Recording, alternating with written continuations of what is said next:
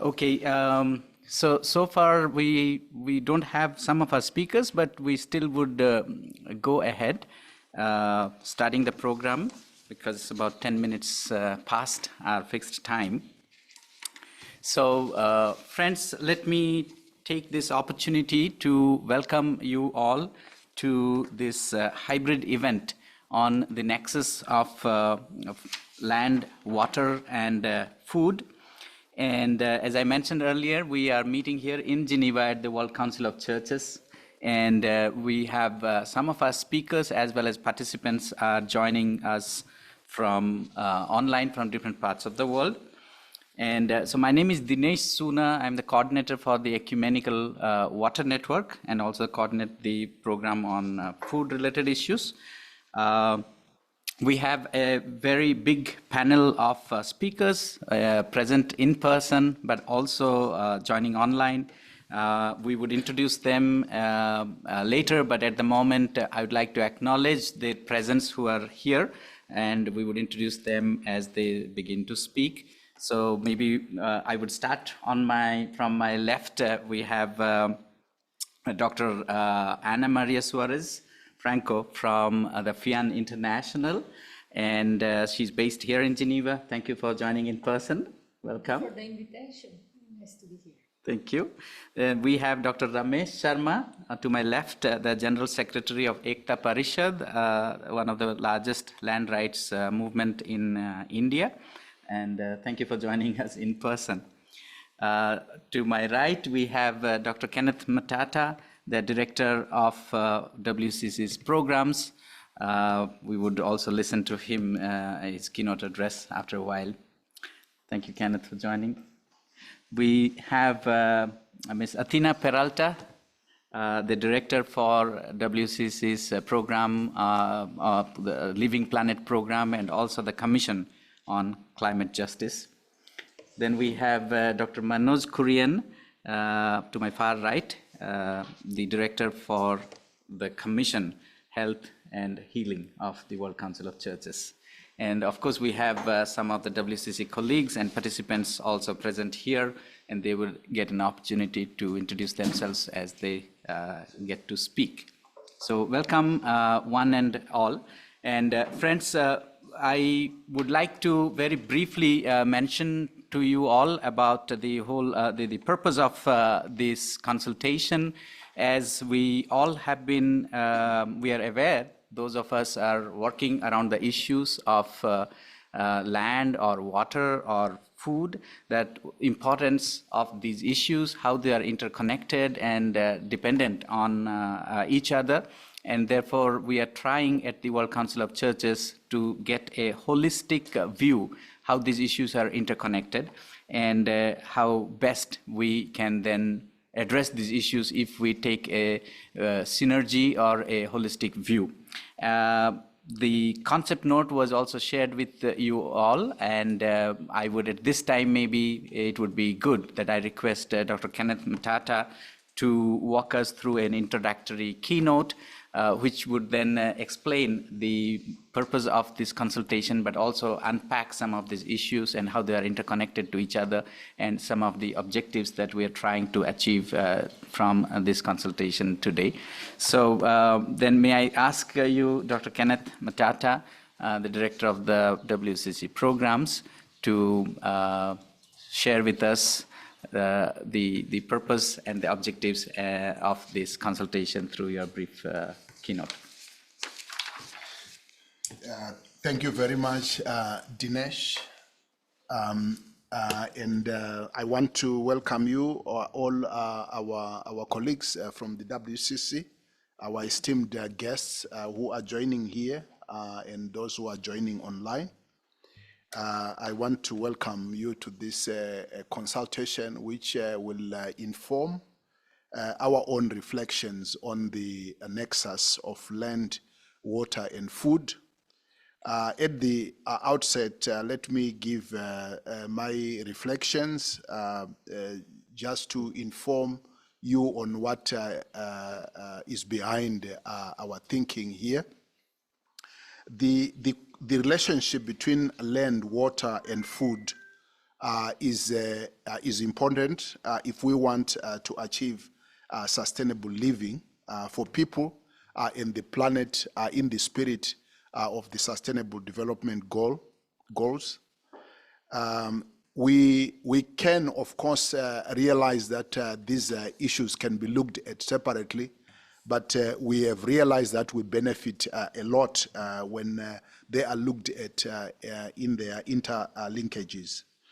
For example, if we look at the land issues, land primarily involves around questions of degradation, deforestation, and disputes over ownership and use. And these conflicts may be exacerbated by the lack of legal land tenure and access rights, especially for indigenous communities, women, and vulnerable populations. According to the World Bank, over 30% of the world's land is degraded, affecting around 1.3 billion people globally. A rights-based approach to land issues is therefore needed, which focuses on ensuring that everyone, especially the most vulnerable, have secure and equitable access to land. This involves reforming the land tenure systems to recognize and protect the land rights of indigenous peoples and local communities. It is also important to include in such a process agrarian reforms that foster redistribution and support for landless communities, especially those coming from marginalized groups. There are related issues connected to water. Water scarcity affects more than 40% of the global population, a number that is projected to rise, especially as we see much of the water becoming a contested commodity. Pollution and the depletion of groundwater due to excessive use are major concerns, as is equitable access to clean water. Climate change exacerbates these issues, altering water availability and increasing water-related disasters. The World Health Organization reports that 2.2 billion people lack access to safely managed drinking water, and about 4.2 billion live without safely managed sanitation. Right to water involves recognizing clean water and sanitation as fundamental human rights, as declared by the United Nations General Assembly in 2010. Ensuring policy frameworks that focus on equitable water distribution, investing in infrastructure to provide clean water and sanitation in impoverished regions, and legally empowering communities to manage local water resources sustainably are some of the crucial steps. We also need to see the address of issues related to water grabbing, especially for profit, and promote the agenda of water for life. This, of course, leads us to the question of food. Food security remains a critical issue globally due to factors such as climate change, conflict and wars, energy crises, economic disruptions, and the ability in accessing nutrient-dense food. This leads to issues such as malnutrition, food wastage, and uneven food distribution. The Food and Agriculture Organization estimates that approximately 690 million people, or roughly 9% of the world's population, are hungry worldwide. Moreover, nearly 1/3 of all food produced is either lost or wasted. On top of that, 70% of fresh water is used for agriculture and food production. A rights-based approach to food security would therefore involve ensuring the right to food as a basic human right. This approach emphasizing sustainable agriculture practices, adequate nutrition, and the right of people to decide their own food and agriculture systems, apart from the mainstream industrial agriculture. We must therefore support local food systems, promoting fair trade, and reforming policies to ensure smallholder farmers have adequate access to resources, including food for themselves. Now, the nexus between land, water, and food involves looking at how these resources are interconnected and how their management impacts sustainability, security, and resilience. This nexus is crucial because the availability and quality of each resource can influence the other, often creating complex environmental, economic, and social challenges. The nexus highlights the interdependence and interconnectivity of these critical resources.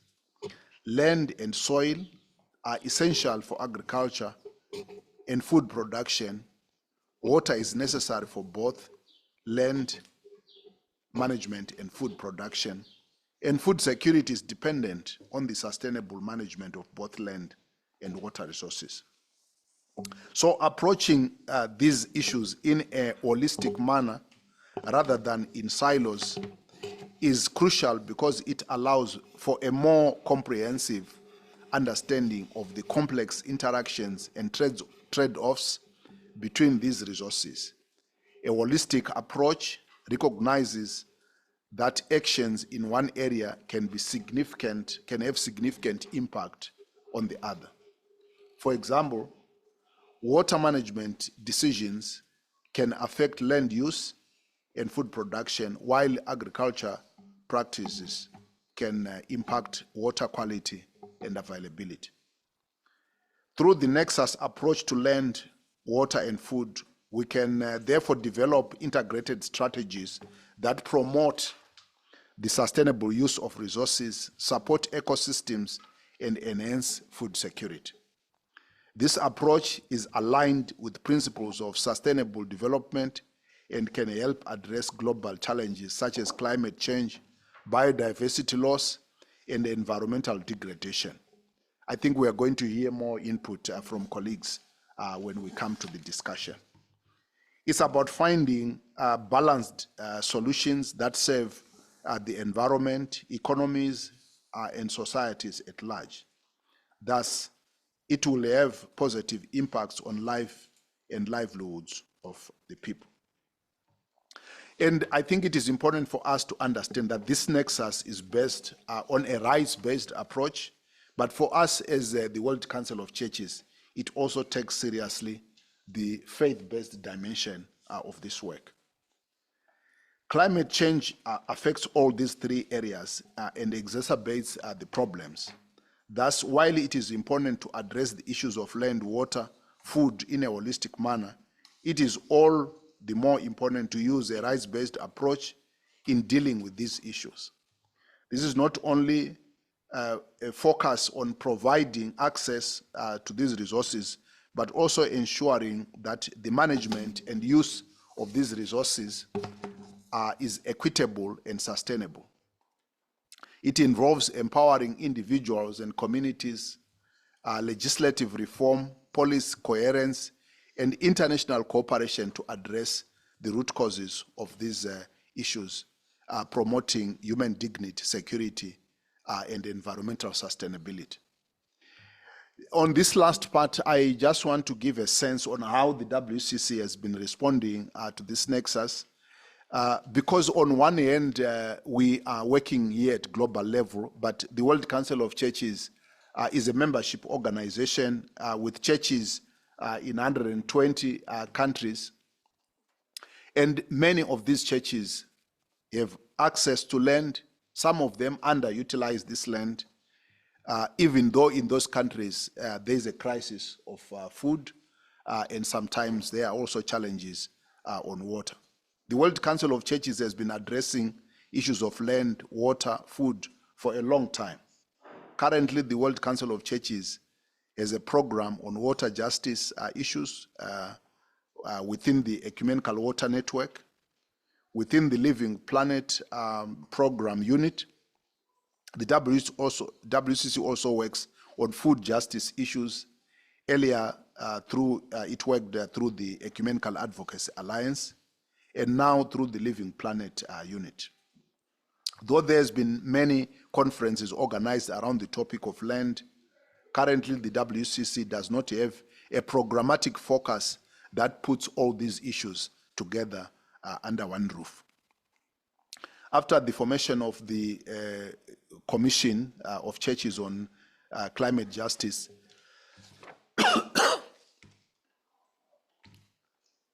and Sustainable Development, and the Working Group on Land, Water, and Food, there's been greater need for us to bring programmatic coherence on this work that brings together water, food, and land together. And this consultation is one which can enable us to look at how these work together. I'll ask Dinesh maybe to reiterate the objectives of this meeting and then allow colleagues to give their input. Thank you, Kenneth, for laying down a little bit of background and the current status and also the way forward. And so this consultation is one of the first where we have the experts on these topics of land, water, and food, joining together with the WCC colleagues who are responsible for the work on these topics and help each other to sharpen our strategies and help us brainstorm and move forward. So as Kenneth asked me to elaborate a bit more of at least some of the objectives that's before us. So one of the first is obviously to have a holistic approach to this issue and not work in silos. And that was evident from the new commission that has been formed, which brought the work of WCC on climate, land, food, water under one banner. To also highlight, this consultation would highlight the interdependencies of these three critical issues and how they are interconnected. Though there are no external theologians joining us, but as Kenneth mentioned, it's not just the rights-based approach, but a faith-based approach with theological grounding on these issues. So this will kickstart the process of why we do what we do. That's the moral imperative that's drawn from the theological conviction WCC has. There is another aspect is that there are mass movements, people's movements that are associated with the issues of land, water, and food, and therefore WCC may provide some sort of an accompanying and convening role to the faith communities, but also link them with the people's movements connected with these issues. And as we are just exploring possibilities of having some programmatic response to the challenges posed by land, water, food, forest, etc. This consultation may help us formulating appropriate programmatic responses, what is possible within our part, how we can collaborate with each other, and so on. And last but not the least, to have a so-called one-stop solution within the WCC where you have issues around water, land, food. You know that there is one team responsible for this, and there is a lot of synergy and working together, and therefore we do not work in silos but work together. This is what are some of the possible objectives that's before us, and this consultation would sort of kickstart the brainstorming process. And hopefully with all of our collaboration of our partners and collaborators, we would be able to very soon launch even forward with more clearer strategies and programmatic actions. So these are some of the objectives that was set. And so if you have to add something, or should we now go on to the speakers? I think we should move on to the speakers and get an input from other colleagues. Yeah, thank you very much, Kenneth. So friends, then let us now go into the program. The program has got 3 segments after Kenneth has started us off. We have 2 rounds of some guided questions to the speakers. The first round of questions where we will request them to unpack these issues that they are associated with. Some are working on all these 3 issues, some are focusing on one particular or maybe more than one, but we will request them to unpack these issues through some guided question. And then we would, second stage, we would look into our own colleagues within the WCC's current programmatic structures. How do they see these nexus approach fitting? So it would be a kind of a conversation. And then the third round would be to seek some strategic inputs or advice from the speakers that are present here, the experts, to what WCC can take on these issues. So we have some guided questions for that. So this is how we will spend the remaining time of the day. So then let me first ask the first question to our speakers. These are some of the guided questions that you may consider responding while you're answering them. So what are the main challenges faced in your work on the topic of water, land, and food? If you're working on all, you may mention, but if you're specifically working on one of these issues, you can highlight the main challenges. What are the key priorities within your region or context that need urgent action from the civil society or the government, or what you think? Why do you think, or do you think, that land, water, and food should be approached through the same lens?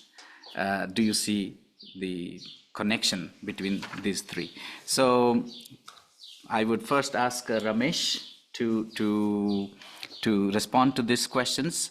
As I already introduced, Ramesh is the General Secretary of EKTA Parishad, so land rights movement in India. You might want to also say a little bit more about EKTA Parishad to the participants, so you can take about 7-8 minutes to respond to this question in the first round. Yeah. Thanks, Dinesh. Thanks WCC, and thanks, Kenneth, for your opening remarks. It's really interesting to listen to you. So I work with the EKTA Parishad, which is a membership-based organization. So it's not an NGO, but it's an umbrella where close to 400,000 landless poor families, they are the members. And we have 2,000 organizations who are largely community-based institutions, the small trade unions, community representative organization, women collectives. They are the part of this larger umbrella called EKTA Parishad. And there are NGOs also who are the part of this larger umbrella called EKTA Parishad. So word EKTA is unity and Parishad is forum. So it's a unity forum. So that's all. This shows the whole purpose of this movement. We called ourselves as a non-violent movement for rights over land, forest, and water. And in Hindi, it's called Jal Jangal Jameen. So this is a very much slogan of EKTA Parishad, Jal Jangal Jameen. So it itself shows that the initial motives of the organization is very clear, not to just talk about the land, but to understand the larger ecosystem of land, forest, and water for the life of the poor and marginalized communities. Let me directly come to the question, what actually Dinesh Bhai is actually asking to us. What are the key challenges we are looking today in our today's political context? And I'm not just talking about the Indian context, but looking the neighboring countries also in this lens. The first and foremost, very, very important concern is a growing landlessness. And I would say the growing landlessness is not just one phenomena, but the structural inability of the state to resolve the landlessness. It's even a more bigger concern for all of us. because most of us, we know that the whole agenda of land reforms has been halted in the socialist era of the politics, which is like pre-mid-80s. And in the neo-liberalized model of land reforms, the land has been converted into the land bank. So the property of the poor people, the property of the landless, small fisher folks, nomads, pastoral community, is actually put somewhere in the bank. That's one main concern for today. And the growing landlessness is extremely important to understand. I mean, if you take the example of one of our neighboring countries, China, after independence, China has redistributed close to 42% of the land to the landless poor. Japan, 37%. Taiwan and Korea, close to 32 to 35%. What about India? Imagine, less than 2%. So if this is the situation in one of those countries which is known for one of the highest number of landless poor, there is something seriously wrong with the state capacity of governing the land. So I always call it a governability of the state to understand the land issue. Whether they are really able to govern or not, that we need to understand today. So this is one of my key concerns. What are the main challenges?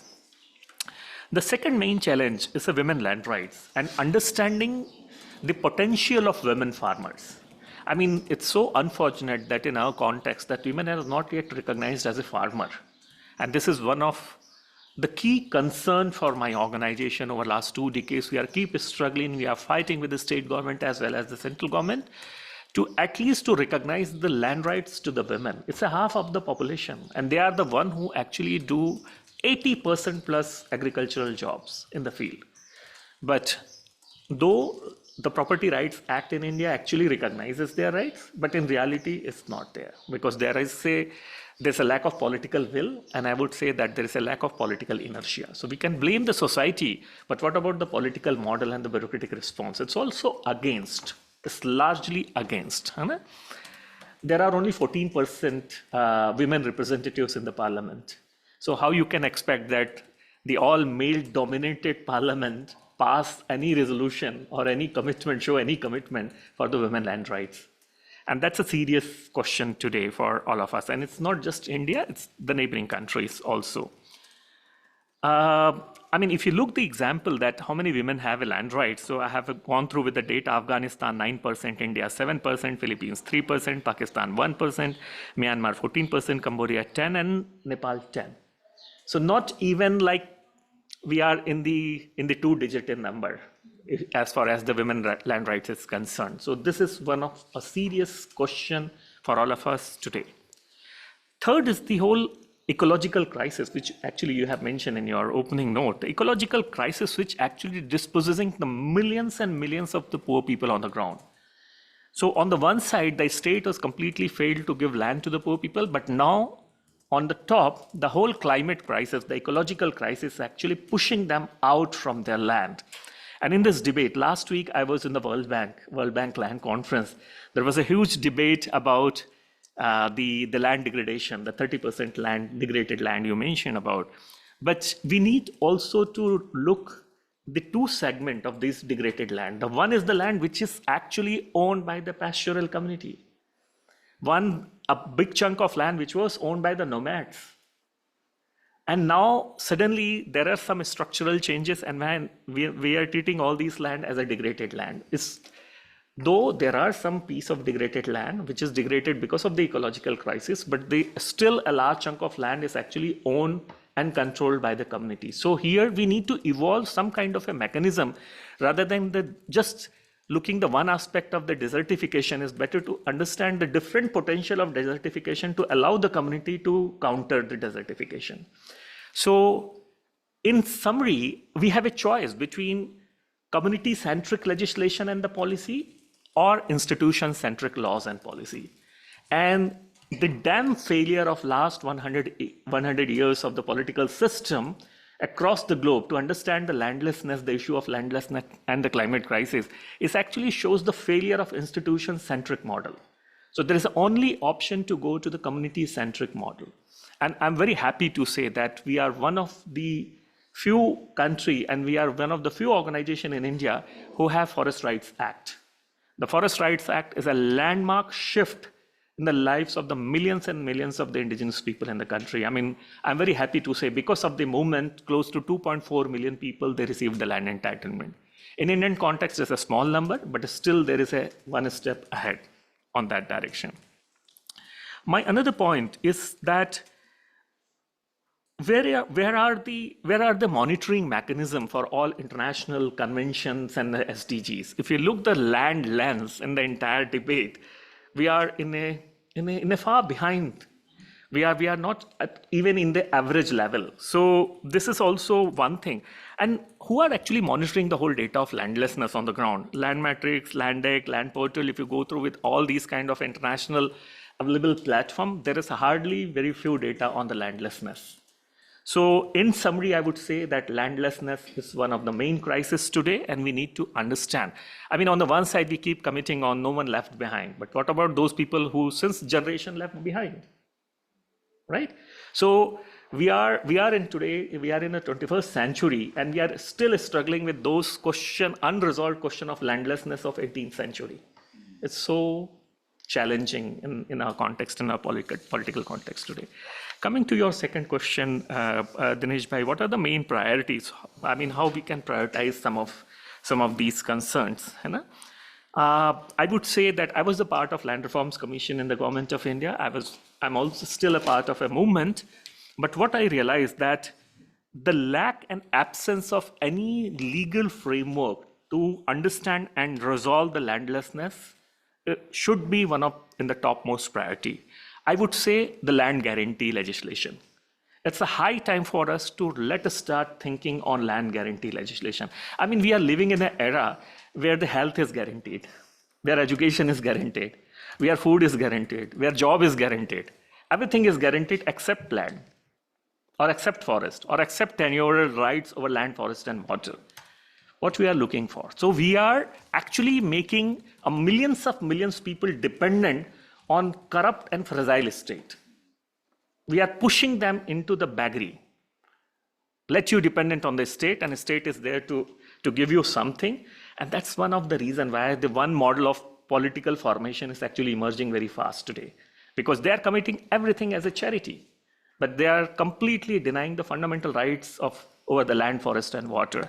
So this should be in one of our topmost priority.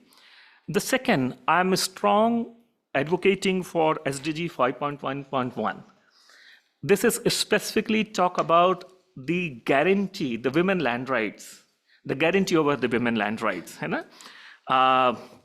And especially, as I said, it's very important in the global south, in Africa and Latin America and in Asian context, where the women are the one who are in the forefront of agriculture. They are the one who are doing maximum their effort in the agriculture, but they have not ownership rights. They are not even treated as a farmer. This is really shame for all of us. So here, the gender land rights and taking the SDG 5.1.1 as a one topmost agenda for us today could resolve many questions on the ground. The third very, very important area, the growing number of land conflicts across the world. And when I say the land conflict is not just on land, but as a land, forest, and water.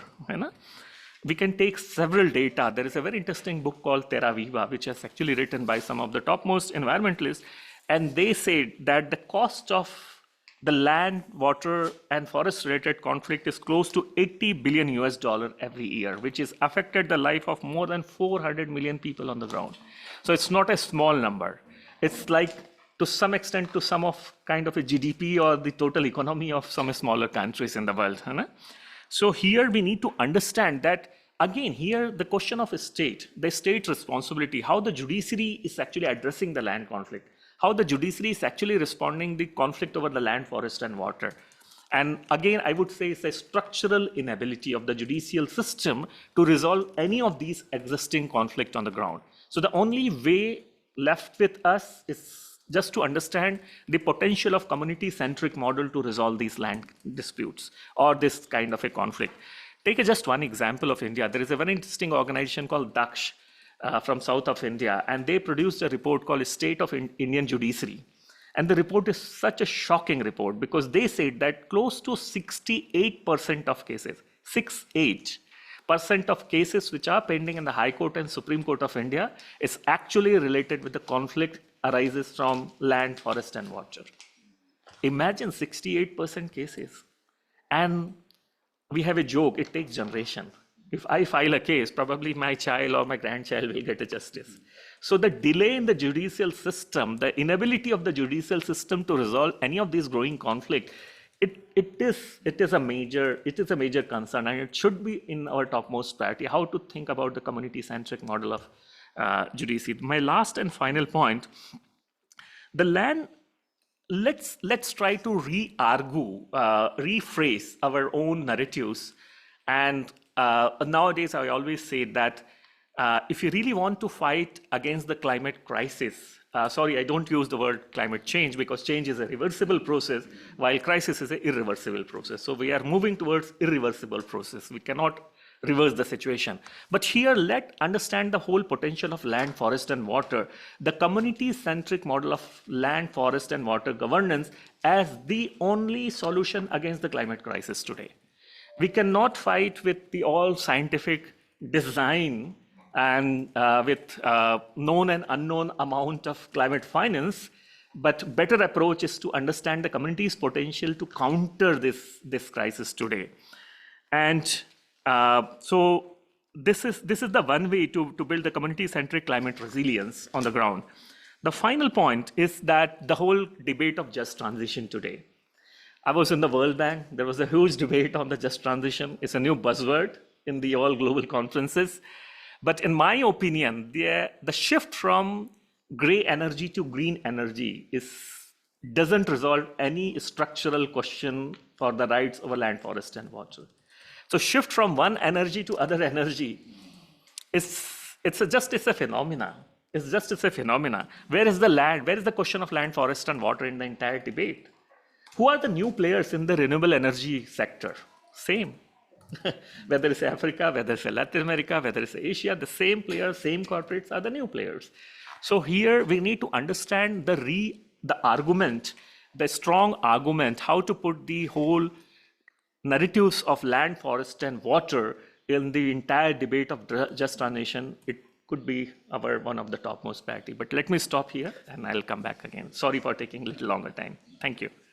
Yeah.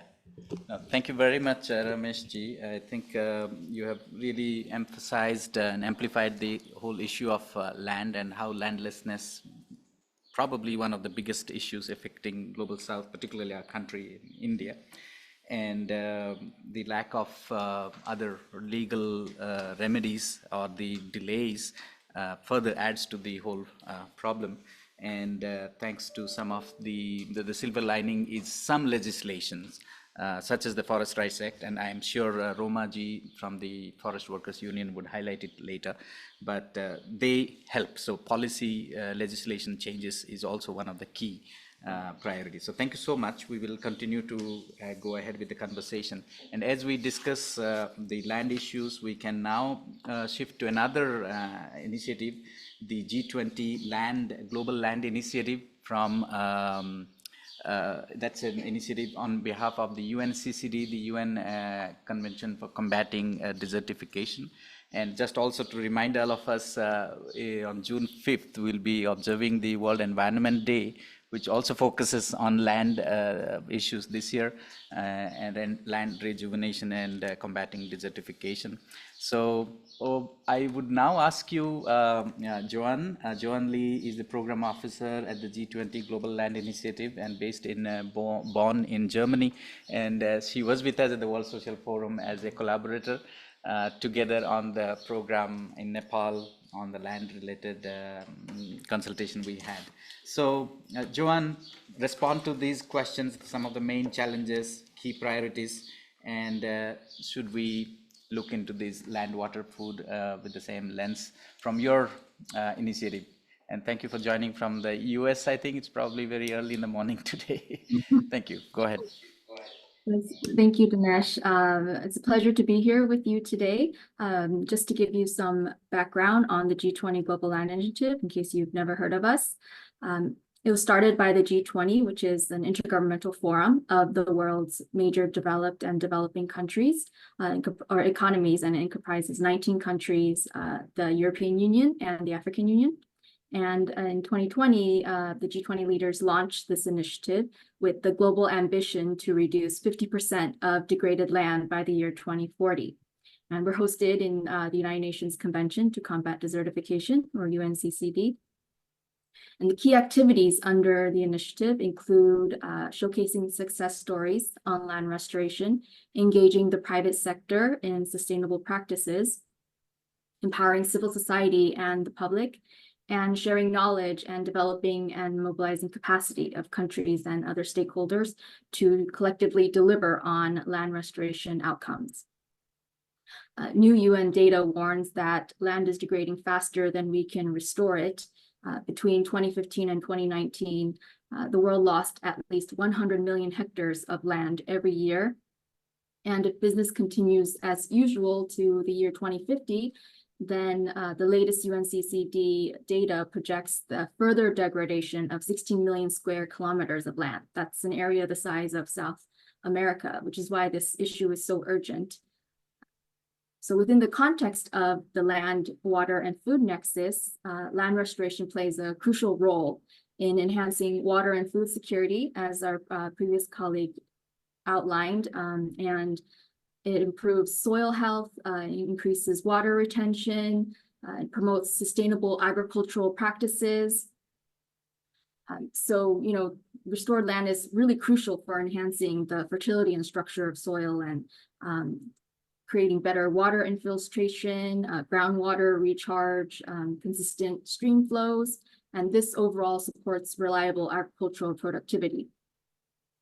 So additionally, restored ecosystems boost biodiversity. It improves pollination and pest control, thereby increasing the crop resilience and yields. And so this is so crucial for mitigating climate change impacts and reducing drought and flood risks. So through this lens of land restoration, the G20 Global Land Initiative has several key priorities and approaches. The first is to promote sustainable land management practices. To inform policymaking, we have an annual workshop in Bonn for parliamentarians. It's called the Global Changemaker Academy for Parliamentarians. Last year, we had 29 participants in 24 countries. And this year, the academy will take place this summer. Next, we also invest in community-led restoration projects. Earlier this year, we accepted applications from restoration field projects to receive small grants ranging from $5,000 to $15,000 USD. Civil society organizations, especially those accredited with the UNCCD, were eligible to apply. And we're currently, reviewing the applications and going through the selection process for 60 projects. And we hope to run this program every year.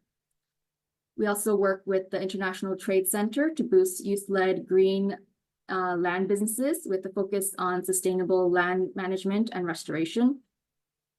This year, we awarded 100 youth-led businesses with $10,000 each, and they also received technical support and mentorship for a year. Next, we also build the capacity of policymakers, practitioners, and NGOs and other stakeholders to participate and sustain restoration activities. We've partnered, so we've had, several fully funded trainings with our partners, including on post-mining land restoration, on gender issues, which the previous colleague outlined very well, and on using remote sensing and GIS tools. And currently, we have applications open for trainings on urban planning tools, on restoration in lowland-based systems in Africa, and on biosaline agriculture. So if you're interested, you can apply on our website, g20land.org. It's also important to work towards integrating restoration principles in education to increase awareness of the importance of land restoration and to teach sustainable land management and the value of biodiversity.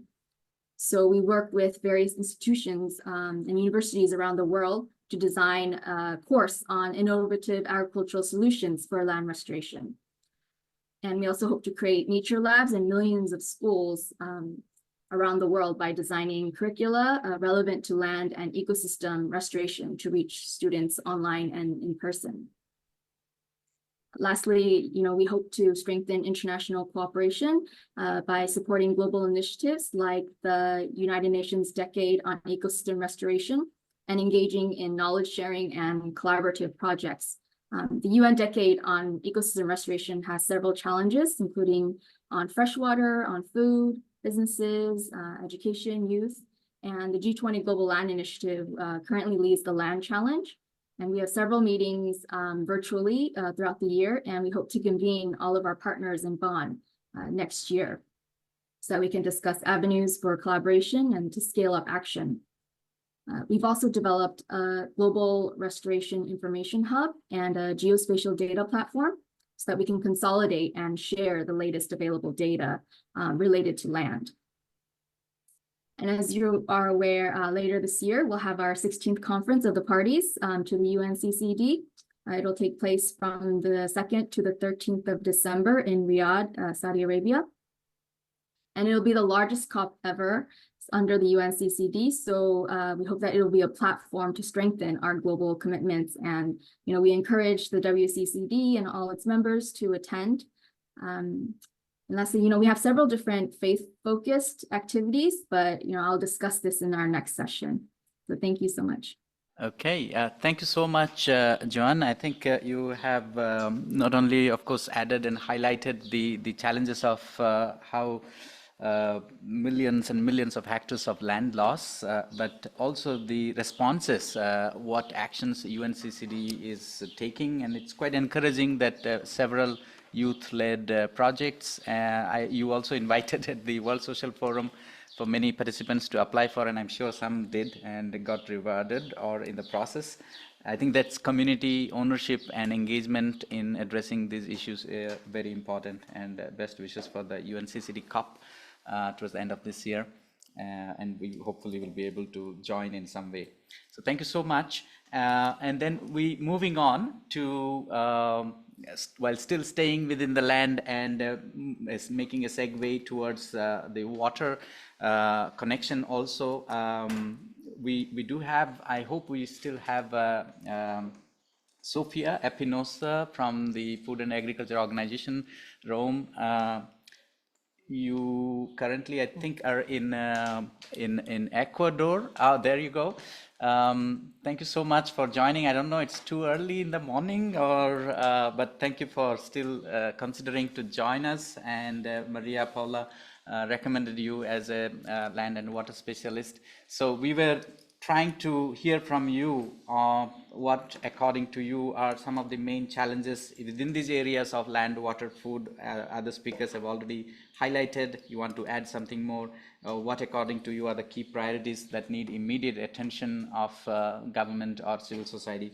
And do you also see the advantages of looking at land, water, food within the same lens? Yeah, so next 7-8 minutes are yours. Thank you so much for having me here, and thank you so much also for the past interventions, because as Ramesh, I was also in the World Bank for the land conference, and I also heard from the UNCCD initiative, and we've been discussing this for the past, I'm gonna say from FAO, these linkages from the past 12 years. Why the past 12 years? Because I want to reply to your question first, said what we have actually done in these linkages, because it's not new. And second, to tell you what FAO is doing, because then I can show you what are, as FAO, the priorities for us. And that I also personally believe in and share.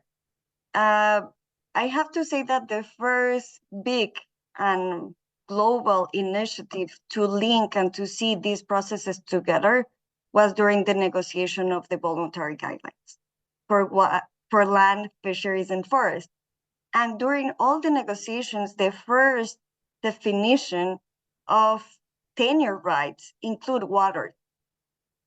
The problem is that it was really difficult to see, even for, let's say, theoretical point of view, how the tenure concept could be linked to water.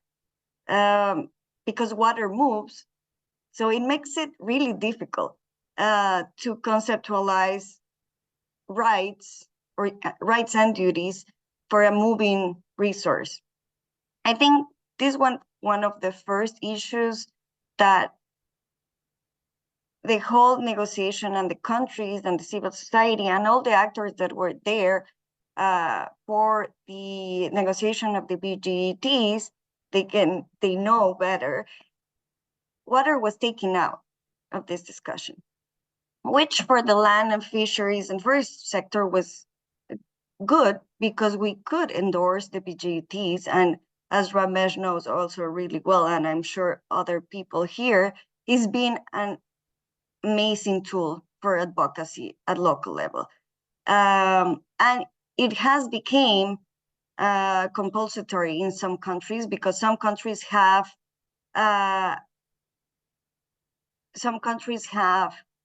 adopted the BGETs for adapting their legal frameworks. So this is where we come. The problem is, okay, 2012, the BGET are endorsed, and we forget the fact that water was part of this debate. Locally, not all of us forgot this. And since 2012, FAO has been trying to mainstream the concept of tenure for the water sector. First, because we do think that the lessons learned from a tenure approach in land, fisheries, and forest has allowed us to recognize and to have kind of a global consensus around global resources now that include the bundle of rights. Now, I don't think nobody can say that the property rights are the only rights linked to land. So we have gained this. We know that for other resources, we have access, withdrawal, management, exclusion, alienation, and all these rights constitute the rights to land and forests and fisheries. The lessons from a tenure approach is also being the recognition of formal and customary rights, knowing that some customary rights can be as effective, if not more, than legally recognized rights for some communities, for some women, and for some young people in the ground. We have recognized that. And we have also, this tenure approach has allowed us to recognize that participation and self-governance are at the center of a responsible governance. With all these lessons, we try to bring the tenure approach to water. And we've been working on this.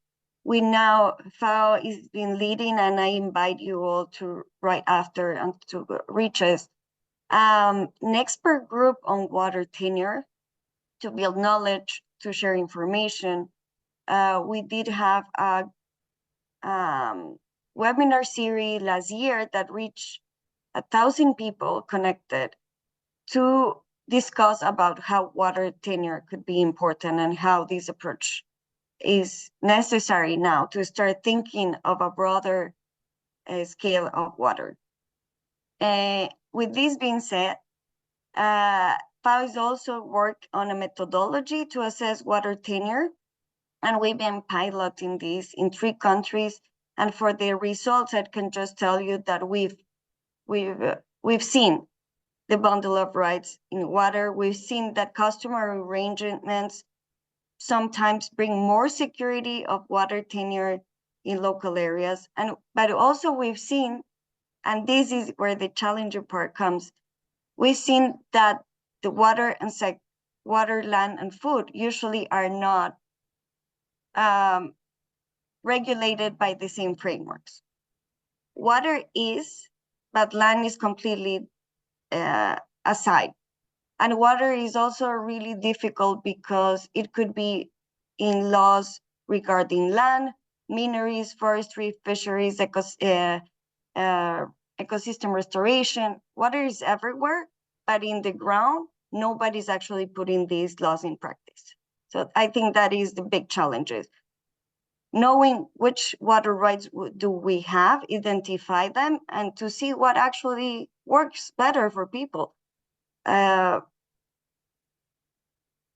with all this context, I'm sorry, I see that my minutes are running. We have last year, the Committee of Food and Agriculture, the Committee of Agriculture for FAO suggested and give FAO the mandate to initiate a global dialogue on water tenure. This is been the most challenging part. First, it recognized that water tenure is already, we can recognize is already a subject and a concept that is being recognized. And the idea is that this global dialogue on water tenure could at some point bring all us together to discuss what are principles of responsible governance of water tenure. And why not maybe engage in a process that we did 12 years ago for the land and fishery sector. And I think there maybe we will have some ideas on how to combat all the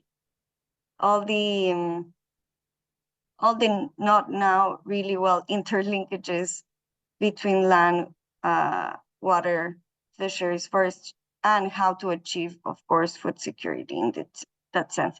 I can tell you more about that, but we are trying to bring everyone together to join us in this global effort to think about what could it be a responsible governance of water tenure and what are the advantages of that.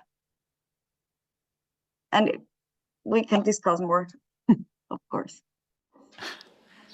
Thank you. Thank you, Sofia, for emphasizing on the tenure rights and how that also connects to land, water, etc., and also highlighting on the importance of the customary rights, which in some places exist in the absence of a legal framework or rights, but even as good as legals, but they are also equally important. Thank you so much. We would obviously have another round where you can speak more to various specific initiatives that we could take together as civil society and faith-based organizations. So thanks so much.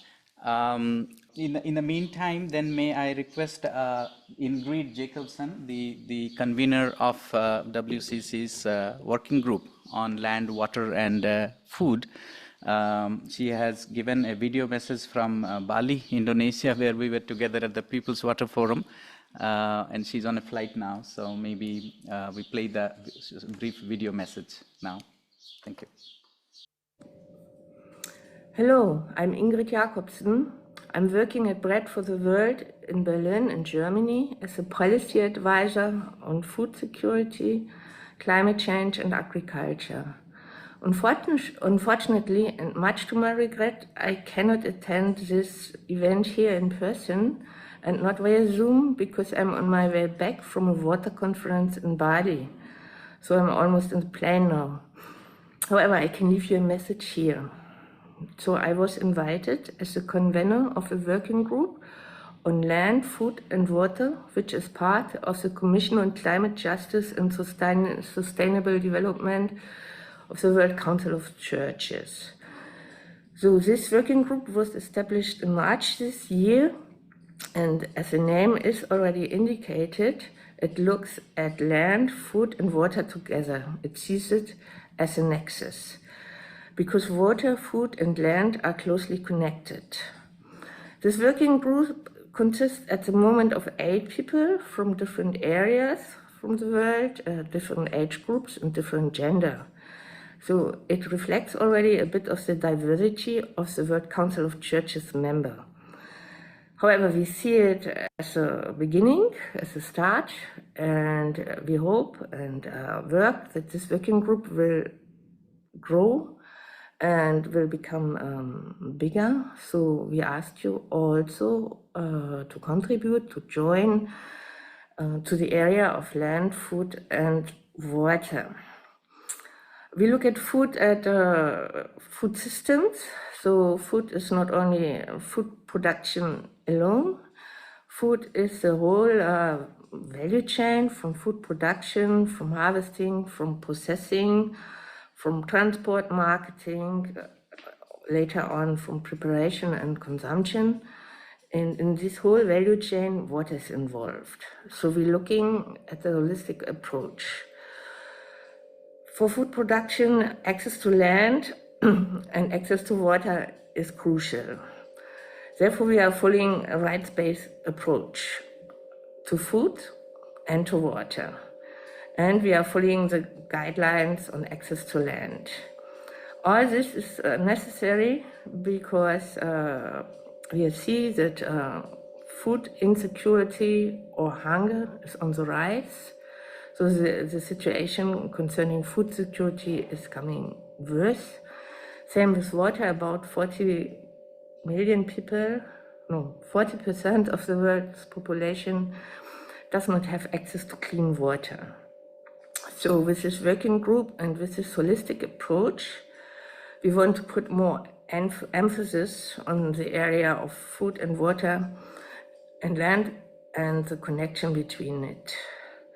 So this was only a short introduction. I hope next conference event I will be present in person also. For now, I wish you a good conference and success. And I'm looking forward to get the documentation of what you have achieved here. Bye. Well, thank you. She cannot hear, but she was on her way to the airport and I think did this brief recording. Dr. Ingrid Jacobsen is the convener for the working group on land, water, and food justice within the WCC. And I am also glad to see some of our commission members, Professor Susan Smith and many others have joined in this. I hope they would get an opportunity to speak at some point. So welcome and thank you so much. Friends, now let me take the opportunity to welcome the UN Special Rapporteur for Human Right to Water and Sanitation, Professor Pedro Agudo. Again, he was with us under very difficult conditions in Bali, Indonesia, at the People's Water Forum, which encountered some major challenges, but thanks to all of our collective efforts, we came out victoriously, in a sense that what we went there for, finally we achieved. Professor Pedro is running his second term in his mandate at the Office of High Commissioner for Human Rights as the Special Rapporteur for Water and Sanitation. And interestingly, he will be presenting his report to the UN General Assembly this October in New York on his first report on water and food nexus. So that's something quite fitting that he is now going to be speaking to us. So Pedro, maybe if you can outline some of the key challenges pertaining to water per se, and also some of the priority that you as the UN, the governments, and then the civil society or stakeholders we can respond to. And also speak something about your report briefly. So about 8-10 minutes. Thank you. Thank you, Dinesh. Well, excuse me, because I am absolutely confused with my time and with everything after coming back from Indonesia. And I didn't remember that I had this commitment right now. So, but in any case, I explained to you the main issues in this report that is in the way to be finished. I have not finished, but I'm working on it during these weeks. I have to present the draft in 2 weeks, 3 weeks at most. Well, basically, the nexus between water and food the link between water and food starts with the fact that drinking water is an essential part of our diet. We could say that it is our base food. But in addition, water is necessary to produce the various types of food, whether in the natural environment, such as fishing, for example, or forestry, or through agricultural production, dry and irrigated, and livestock, both extensive and intensive. In this way, water and food are linked in a complex and diverse, in the complex and diverse food system, in which the sources and ways of producing the various types of food are combined with a diversity of ways of accessing them, from direct access in nature, fishing, forestry, hunting, agricultural and livestock production, and even self-consumption in rural communities or purchase through market relations. Ultimately, both drinking water and food, we need depend on the water cycle. This is very important. Rainfall and fresh ecosystem on islands and continents. We depend on this. Therefore, preserving the good condition and sustainability of rivers, lake, wetlands, and aquifers is essential to guarantee the human right to water and the human right to food. There is another very important issue. It's not just the aquatic ecosystem, but soil fertility and regeneration also underpins this link.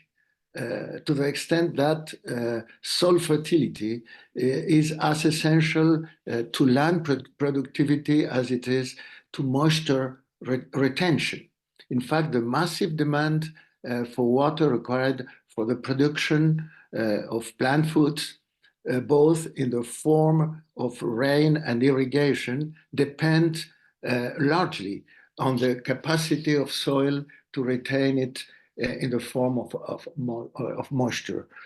So there are, in this complexity, I think that it's important to pay attention to the inequality in power relationships in the system, in the food system, or in the dominant food system that we are in force at present. So I think it is not just question in this food system, a dominant food system. The main issue is the production of more and more food in order to fulfill or to have enough enough food for the growing population. But this growth without limit, first, is not realistic, is not sustainable.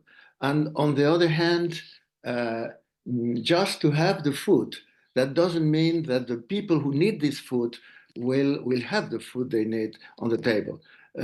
So in this sense, the present approach, dominant approach, is to trust on that the market will be able to distribute this food, available food, in order to be accessible, really accessible to the most impoverished.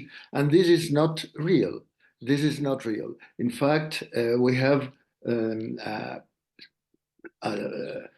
production that exceed the quantity we need, and at the same time, the number of people under condition of hunger continue to grow. So I think it is very important, and I underline this in my report, to evolve, to make a transition from this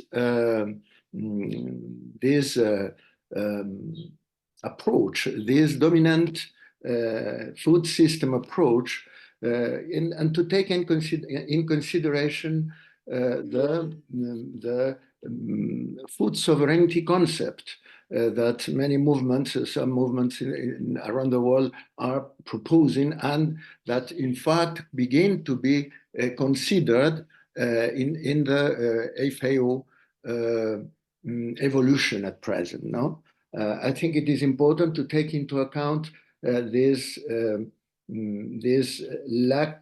problems of inequity in the power relationship in the food system, in the dominant food system in force. No? So these are the key issues for me. Sustainability of ecosystems as a basic issue, diet and culture of food, of diet in the world that at present is make a footprint can be very, very different depending on what is the culture on food that we have. And finally, these questions related with power inequity and power relationships in the whole food system and consumption system of this food in the world. These are the references in which I consider the need to evolve from the present approach in force towards another one in which it would be compatible and in convergence the need of environmental sustainability and equity in the relationships related to the access to food, the same as a very strong relationship with the sustainability, not only of the aquatic ecosystems, but also on the sustainability of soil fertility and the process of regeneration of soil fertility. I think these are the key issues in order to build this new approach in which the health of people, the rights of the human rights are in convergence with the health of the ecosystems, the sustainability, and the equity in the distribution and accessibility, and guaranteeing the human rights, the basic elements in this sense with respect to food, closely related also with the human rights to water and sanitation. Thank you very much, Pedro.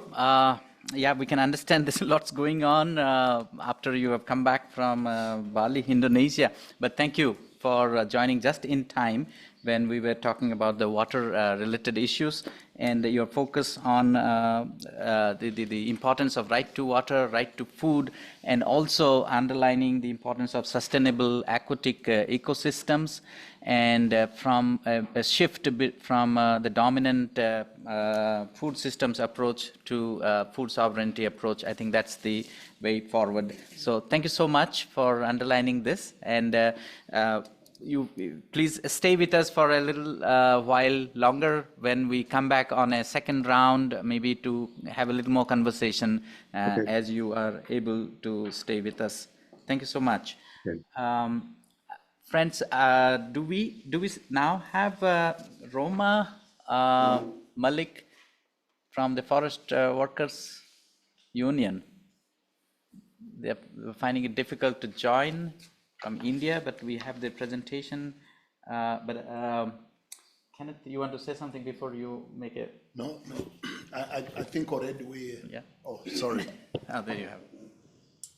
Sorry, I think we are already starting to see some important directions. I will leave now because I have to engage into something, but I wanted to highlight that I think we are already seeing some important directions on first issues related to our policy contribution.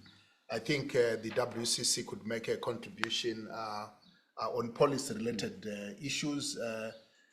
By virtue of us being sitting here in Geneva, but also having constituencies throughout the world, we could provide support in policy-related issues. But we have also realized that the policy spectrum is wide.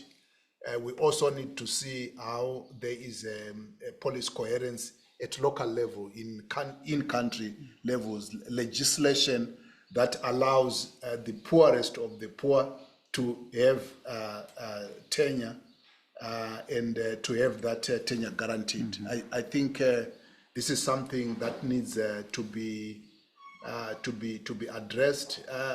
We have seen that this happens if we make land a right. So it's if we need to remove it from being a benevolent resource in the hands of a few powerful, and therefore I think the legislative policy dimension at both global and local levels is something that we may need to contribute to.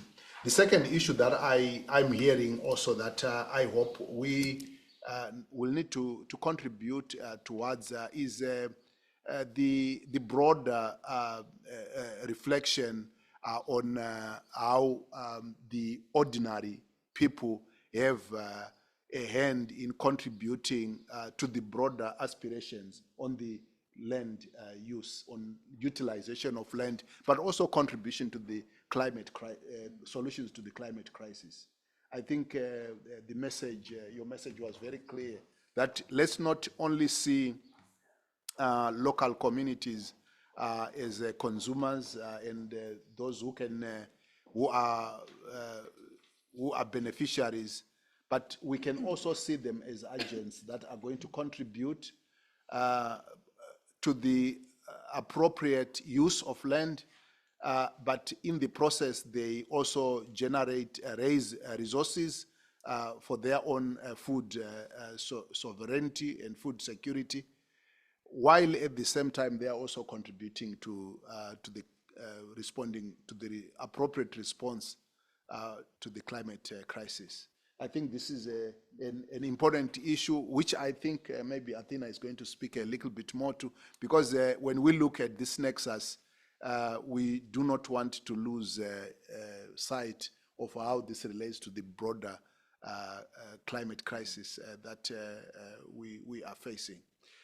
What I think we still need to hear, especially from our side as the World Council of Churches, is how does this apply to our constituency that already is in possession of large tracts of land, much of it which is underutilized, and we do not forget the history that attend to how many of these faith communities received this land, because many of them received this land in the context of colonialism.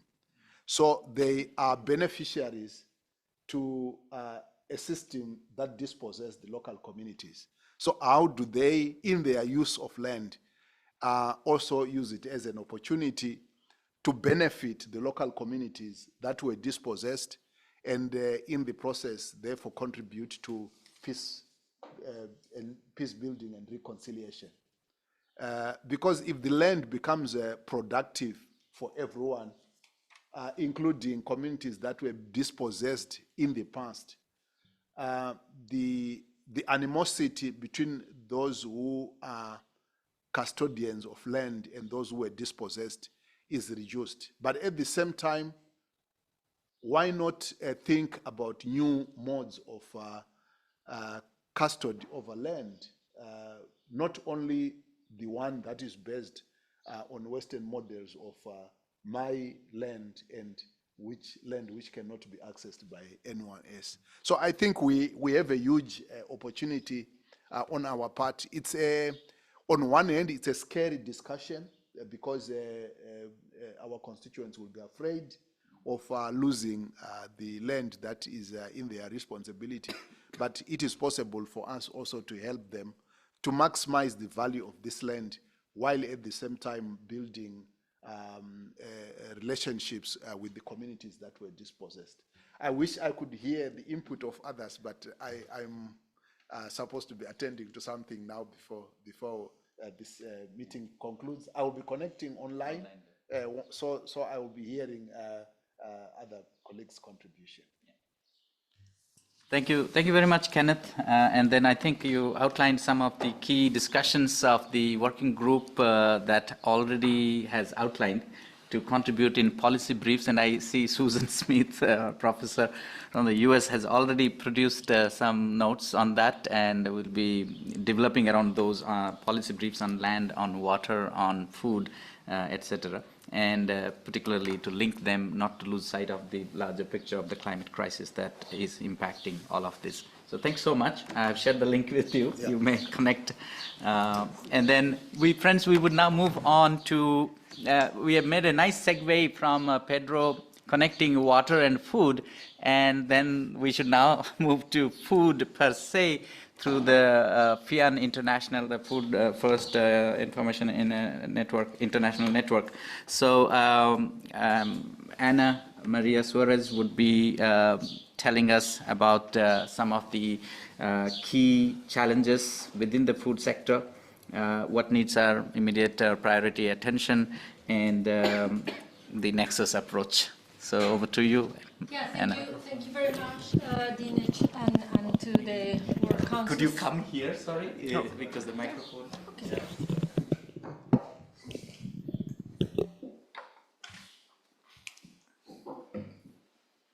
Thank you very much, Dinesh, for giving me the floor, and to the Council for the invitation. Excuse me because I have to go twice out. I am in another panel that I committed before, so yeah, trying to be in the two places. First of all, I would like to do a short introduction, remembering that what I will say is, of course, the result of collective knowledge, construction of knowledge with many, not only active on the food sector, but also active especially on human rights. And looking into food, water, and land from a human rights perspective means also focusing on people as agents of change, which is very close to some views in the faith, moral, so to say, what you mentioned before. And now and more understanding that people cannot be disconnected from nature, right? They are intrinsically connected. And therefore, when we work on these topics, we cannot create the realities in our desks in fancy places, but it means really hearing to the social movements, hearing to the affected communities, to understand which are the realities that we have to respond to. That is what we try to do at FIAN. When we speak about a human rights approach, it means that our basis and goal is human dignity, which means going far from oppression and combating exploitation. And it means exploitation of people, but also of nature. And finally, a human rights approach also means looking into accountability, both for states and for non-state actors like big corporations for human rights abuses and violations.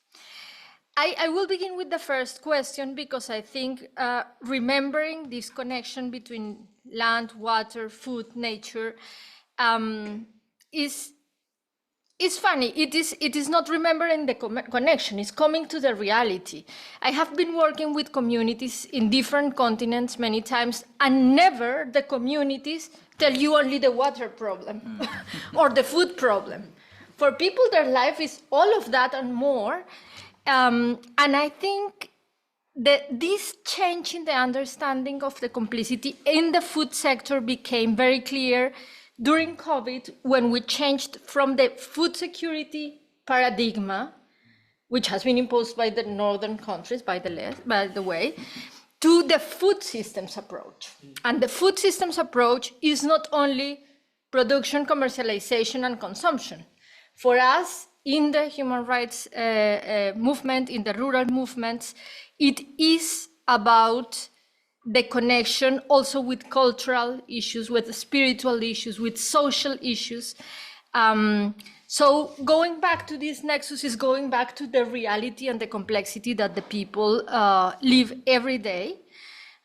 We, for example, are supporting women affected by climate change in Honduras. They are fishers, most of them. So the water is invading the land, salinizing the land, the people are migrating, they have conflicts, and they do not have any more to eat. It's this clear. So the food systems approach is very helpful, but this is not new. Also, if you look into human rights instruments like the Universal Declaration on Human Rights, the Covenant on Economic, Social and Cultural Rights, the Right to Food Guidelines, and the recently adopted UN Declaration on the Rights of Peasants, all the time, all these elements were considered. So the food guidelines in the Guideline 8 refer to land, water, food, work, forests. So this is connected and similar in the UN Declaration on peasants and other rural communities. So in this sense, a really emancipatory approach, which means not using human rights to manipulate other countries, but using human rights to ensure that people remain agents, means looking into this holistic approach. And in this sense, the analysis that you are doing in the Council is very, very pertinent. But it also means looking into accountability for actions, not in a fragmented way. So you cannot be, if you are a mining company and you go to the Amazon and you contaminate the land of the indigenous peoples there, you cannot only do accountability for the land. You will end up doing accountability for the water, for the nature, for the food. Therefore, it's very important to have this holistic approach. Going into the second question, which is more about the main problems that we are seeing. From our perspective, the biggest impacts on the three of them and climate is the agro-industrial food system, right? And I imagine that Professor Arrojo mentioned something, also the special rapporteurs on the right to clean, healthy and sustainable environment, the special rapporteur on food, the special rapporteur on health, have written reports doing these connections. And it is because this system includes grabbing resources, food, water, land, but also seeds. It is about very inequitable distribution of land, for example, grabbing land. The system is based on oppression and exploitation, mainly of the most marginalized communities and workers that do not get the minimum levels of decent work conditions. Both in rural and urban areas, no? So it happens to agricultural workers, but it also happens to the people distributing by Uber and Co.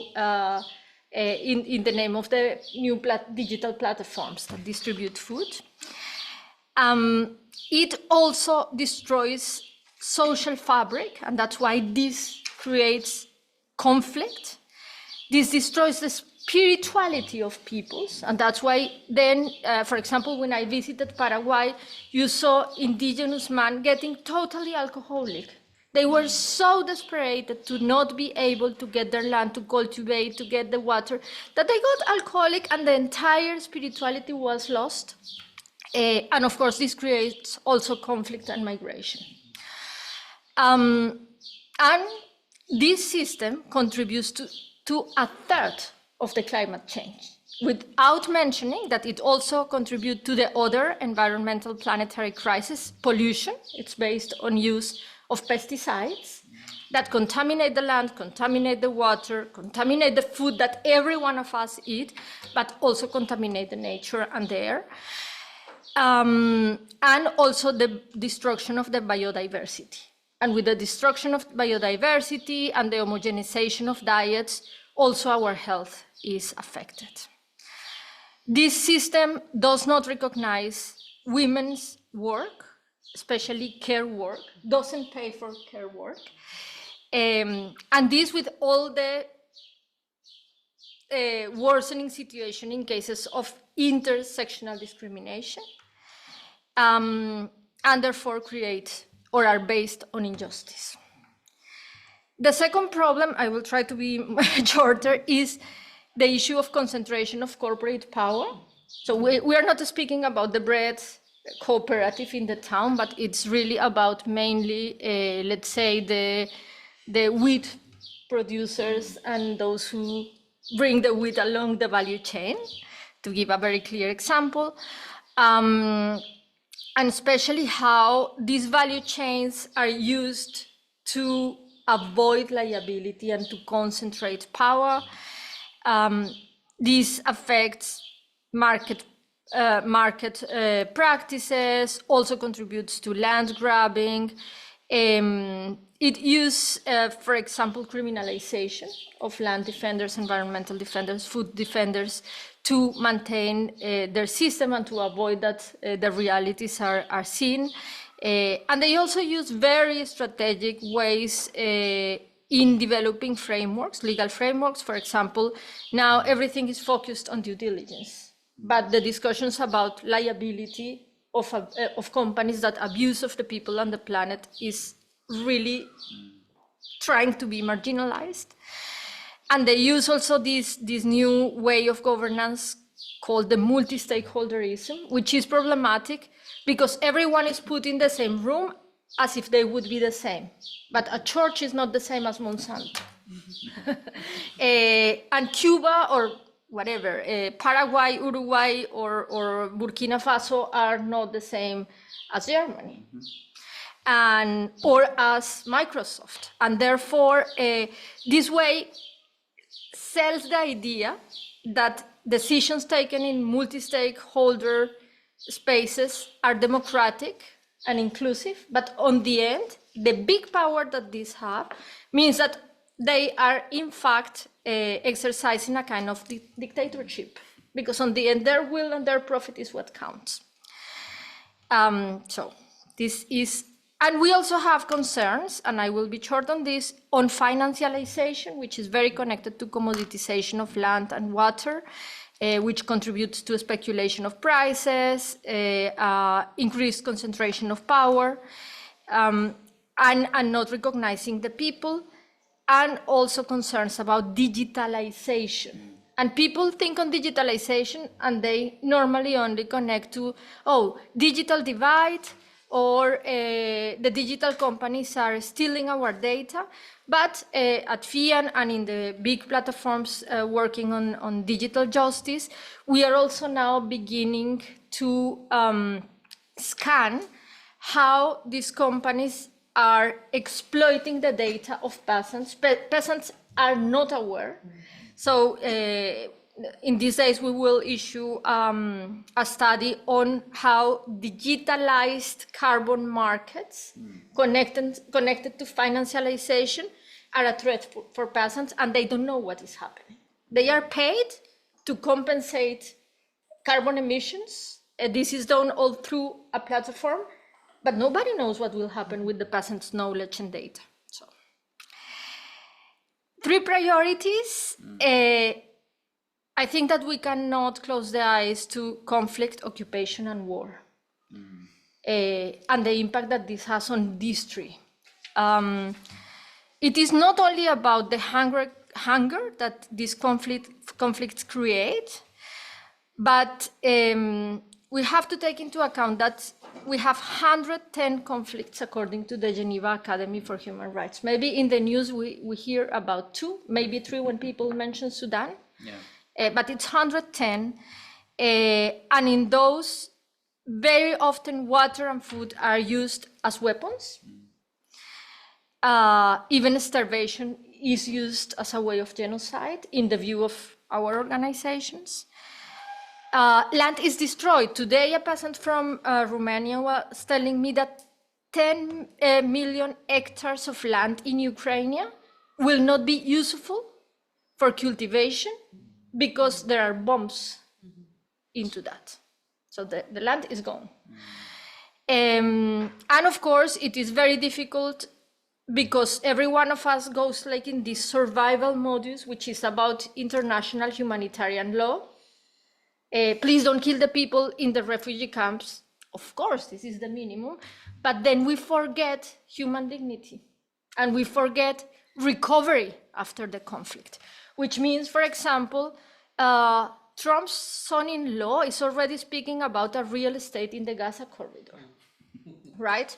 But where is the self-determination of the Gaza people that used to cultivate their olives there?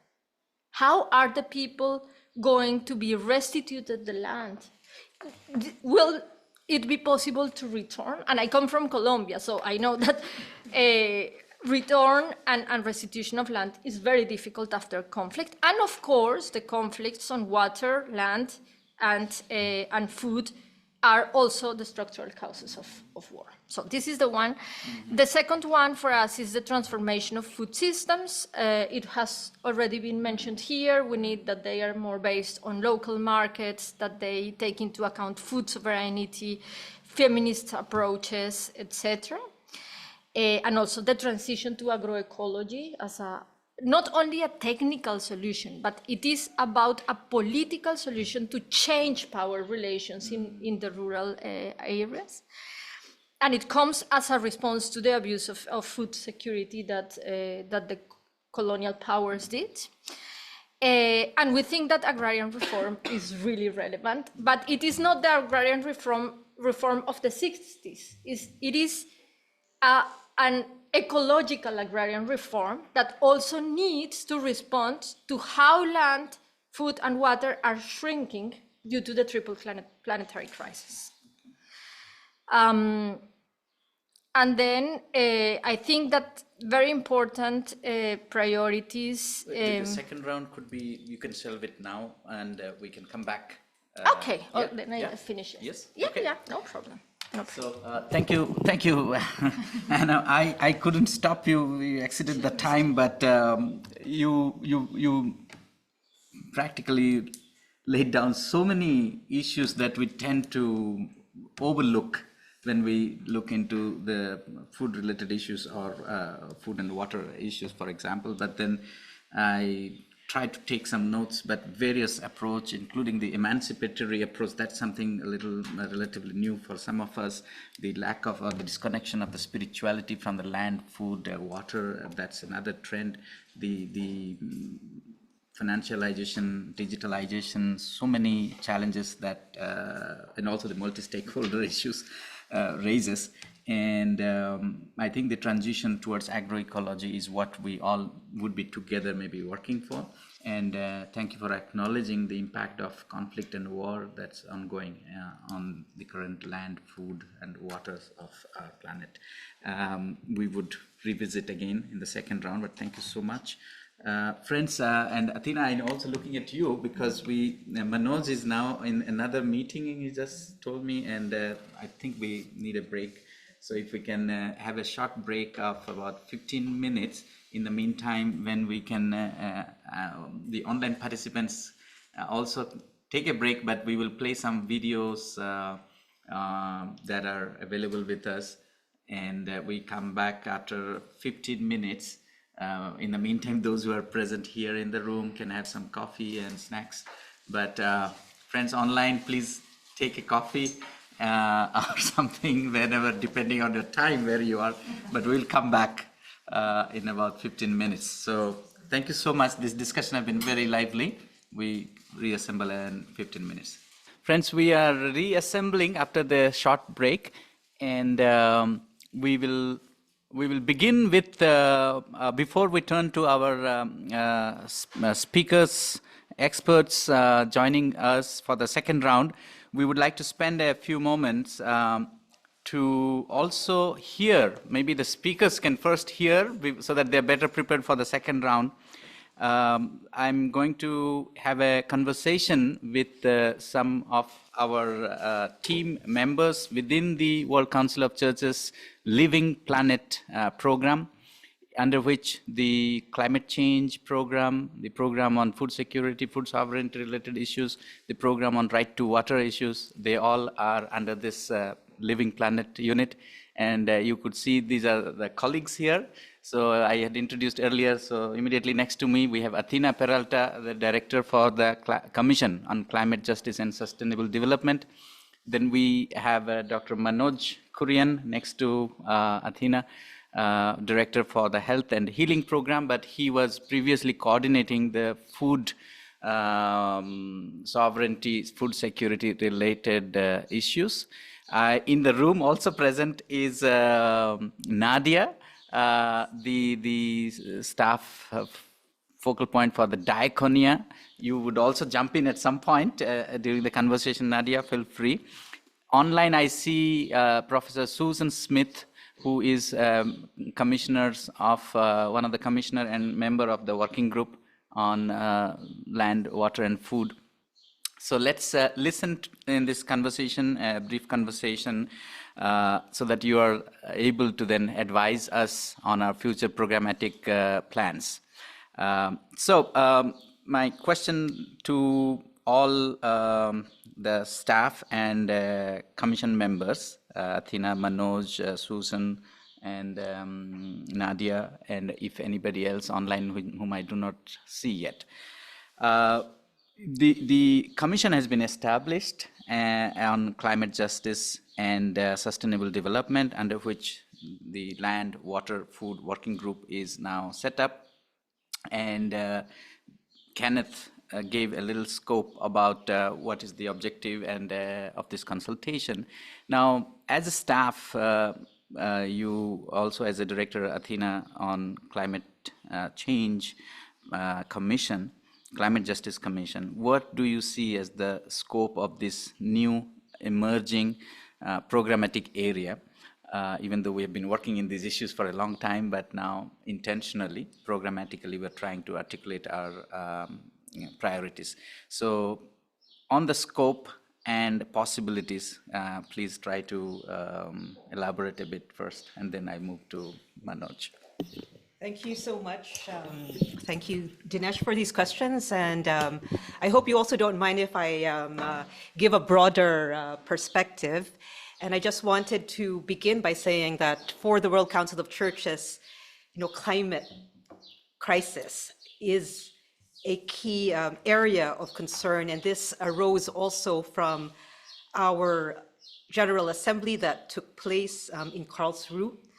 In 2022, this assembly, which is basically the biggest gathering of the WCC and WCC member churches, it underlined the importance of responding to the climate crisis. This assembly issued a statement, very important statement, called The Living Planet, towards a just and sustainable global community. And it issued a challenge to the churches to respond to the climate crisis. And this statement also called for the establishment of this commission that has already been shared, this Commission on Climate Change and Sustainable Development. It also called for a decade of churches to address the climate crisis, a decade of repentance and action for a just and flourishing planet. And so this is, I guess, the entry point. We know that the climate emergency is the existential challenge of our generation. We know that the climate emergency is one that is rooted in an unsustainable and unjust economic system that is driven by profit, that is obsessed with economic growth. We also understand the climate emergency as a multi-dimensional threat, and many of our colleagues and speakers have already underlined that this is not just an ecological threat. It also has implications for our economies. It has also implications for peace and justice. we see climate change as impacting land and oceans, and therefore also impacting water and food, which are human rights. We understand the climate crisis as a global problem, but with local manifestations, with very real impacts on communities, with very devastating losses and damages inflicted. So we're talking about lives, we're talking about livelihoods, and we're talking about losses as well, losses also when it comes to land. And these are, of course, suffered by communities on the ground. And our speakers also underlined already that it is the income poor, it is the marginalized amongst us who bear the brunt of the crisis. And these are people who are marginalized on account of gender, on account of race, and so on and so forth. And so I'm remembering all of these things because this has implications for our response now as churches. And because we are churches, our response is rooted in faith. It is rooted in the faith call to care for creation, but also the faith call to address these issues from the perspective of the least amongst us, from the perspective of the most marginalized.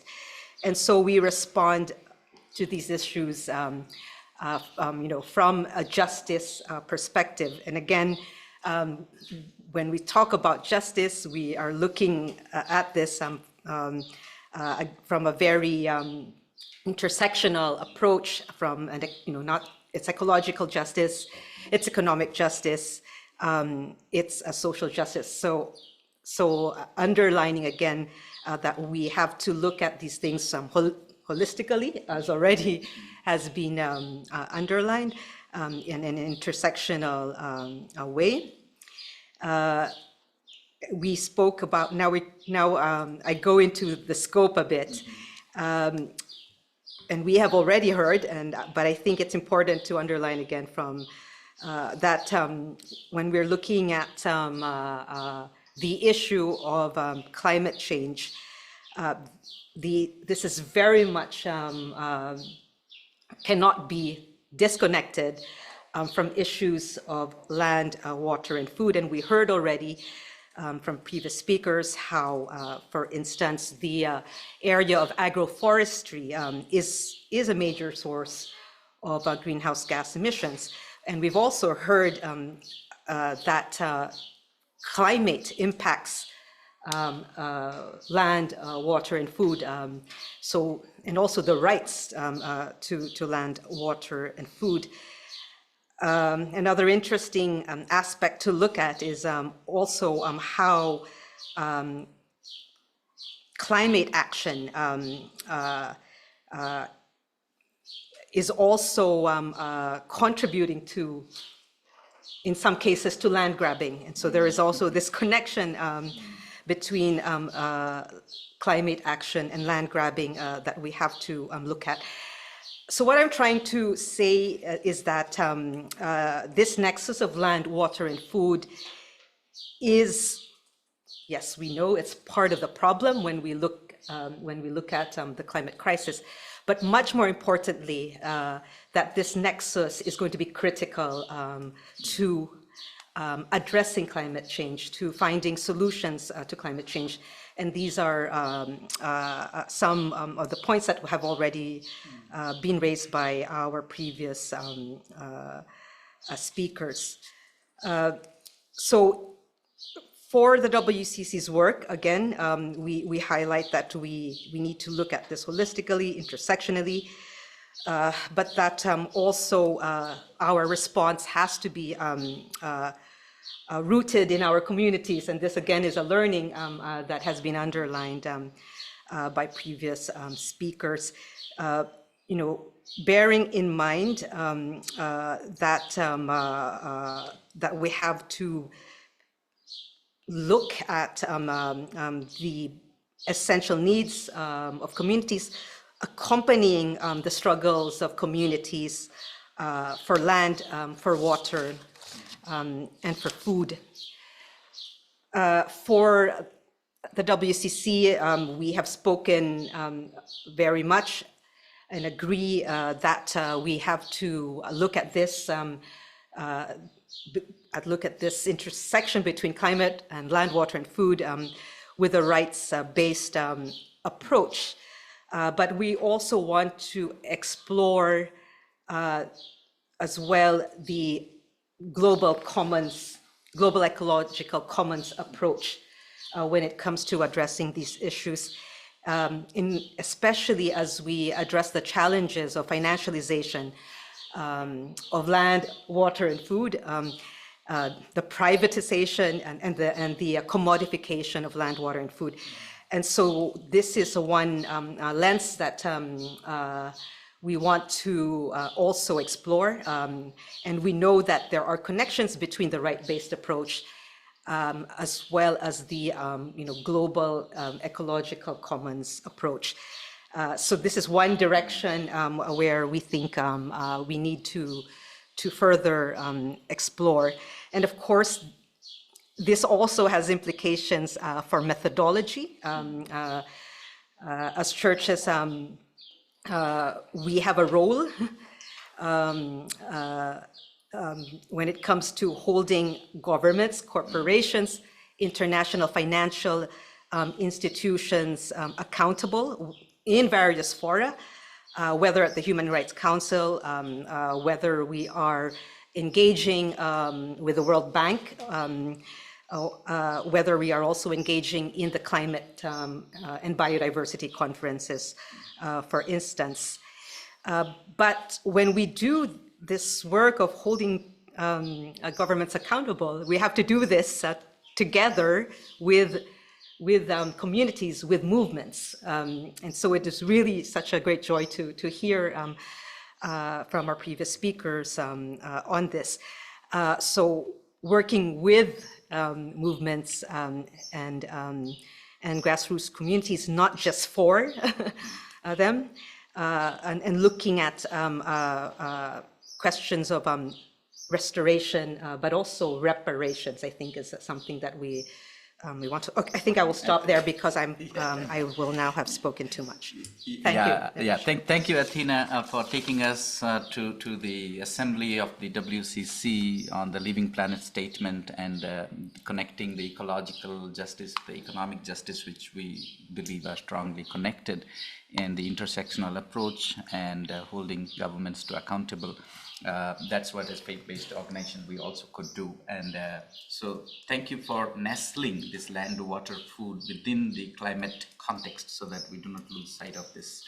Thanks for that. Manoj, so maybe you can tell a little bit on the on the food scope that we have had in the past, and then now that it is coming under together as a nexus, the scope. Also, if you see, bring in some health dimensions to it also, because that's your current mandate. Another 5-6 minutes, please. Yes, thank you, Dinesh, and thank you, Athena, for this, and also for the fantastic input we received in the morning. Yeah, so I was in 2015, 14, and we brought in the Ecumenical Advocacy Alliance, where there is this Food for Life campaign. So in 2008, the Ecumenical Water Network was already there. So the economic and ecological justice team comprised of the economic justice issues, biodiversity issues. We had the water, and then in food campaign was brought in. So all these, the last 5 years, we have been working together, and it's been very, very precious and a great experience, because these things cannot be, it's good to have these campaigns, and we will continue these campaigns, but we have to work in a holistic way. Let me, as a doctor, I was shocked actually when I started to work on food and land, because I found it so political. So things are so commodified, And it was even worse than what we find in health and the pharmaceutical industry, because it has become what seems to be we are entitled to has been commodified.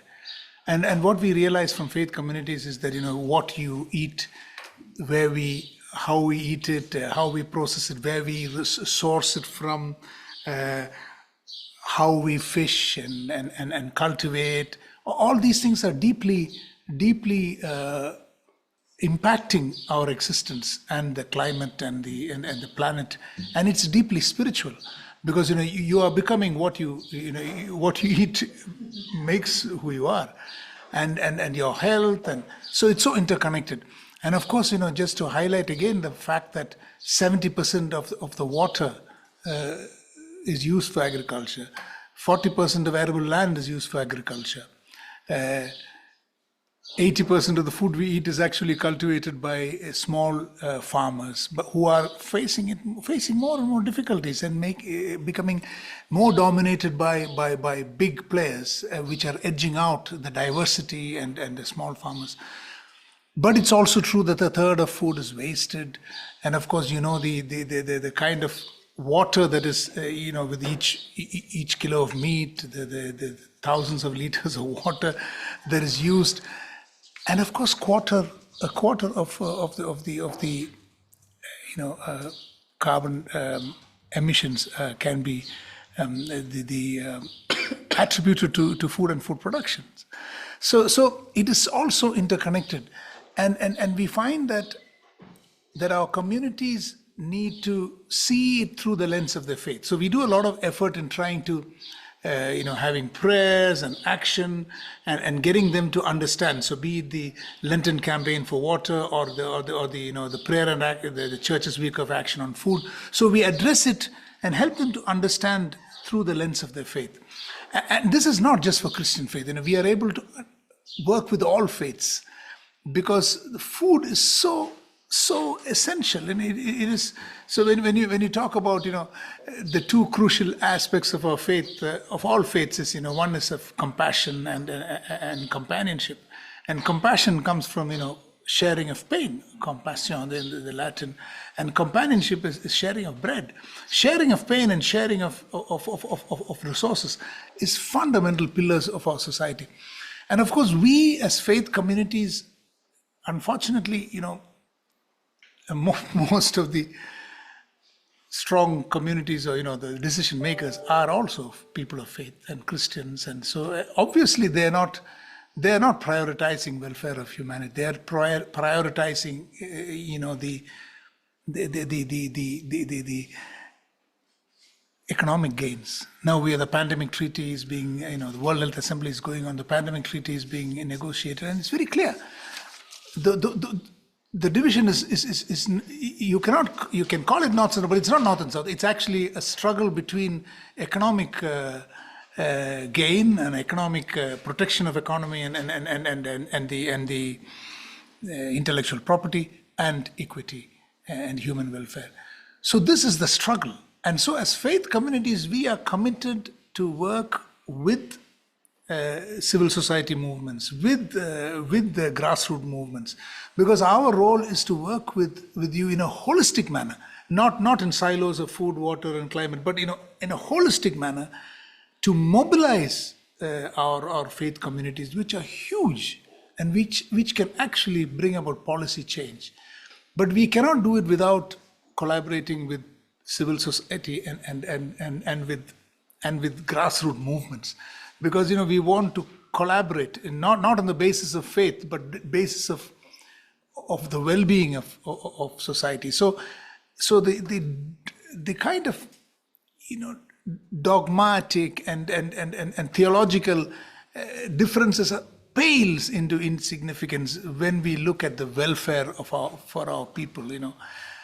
The horrible situation that 40% of the world population cannot actually afford a healthy diet, and all the other things that we saw.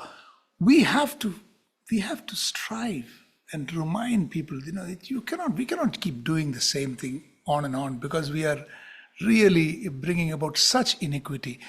And as faith communities, we can bring about a change. And we have to look at ourselves and question ourselves whether we are doing the right thing. And we are not doing the right thing.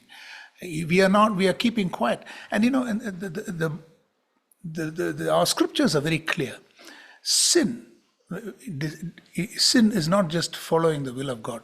It's actually, if we know that something is good, and if we do not do it, it's sin. This is what the letter from St. James says. So you don't have to commit something wrong. If you stand by quietly, that is sin. It's a sin of omission. So the world is hurtling onto a horrible future, but we have hope. So we are not dystopic.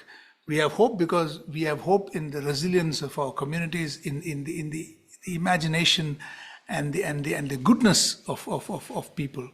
We have hope for a so when we talk about the only prayer that Jesus taught us is the Lord's Prayer. In that prayer, it starts, Our Father. It is that first statement affirms our sisterhood and brotherhood. And then it goes on to say, your kingdom come, your will be done. It is not taking people to heaven, it is bringing heaven on earth. And in the Buddhist concept, it would be, the beautiful world, or whatever, in whichever religion. We want to bring justice and peace and fullness of life today, here and now. So as faith communities, we are mandated to do it, and we cannot do it without civil society. We cannot do it without the grassroots movements. So our accountability is not only to our member churches, our accountability is to God and to all of you.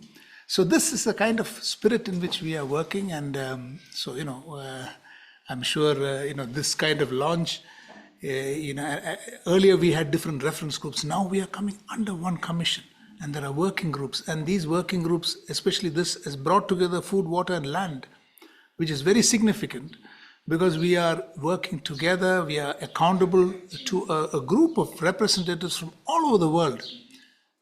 So we are not pushed by any particular regional. So when you say of faith, actually it may not unite us, because there are different voices. The experiences of people from different regions are very different. So a dogma or a scripture may superficially bind us, but it's the people's experience that will actually hold us accountable to those scriptures. So when we are there, these 30, 35 people, and with the working groups, it's very vast, we are mutually accountable. And so some thoughts, thank you. Thanks so much, Manoj. And I think you ended with being accountable on to the working group members and the commissioners. So I'm looking at Susan Smith, professor of environment law from the US, also is a member of the reference group, the working group. And she has already contributed in several policy briefs on land, water, food. And maybe, Susan, just give us a few possibilities that this working group on land, water, food of WCC can achieve from your personal experience and engagements in a few minutes. Thanks.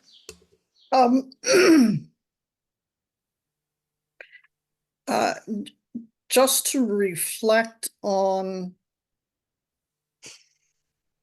the conversation so far.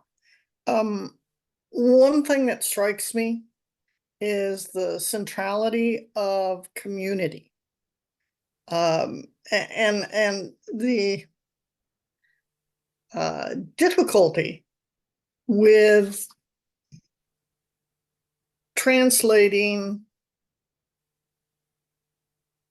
a system, a market system that's based on the idea of individual self-interest creating a good society, the best society, and the tension that causes, at least in my mind, with a rights approach. Both systems are elevating the individual above the community. And that's a very Western concept.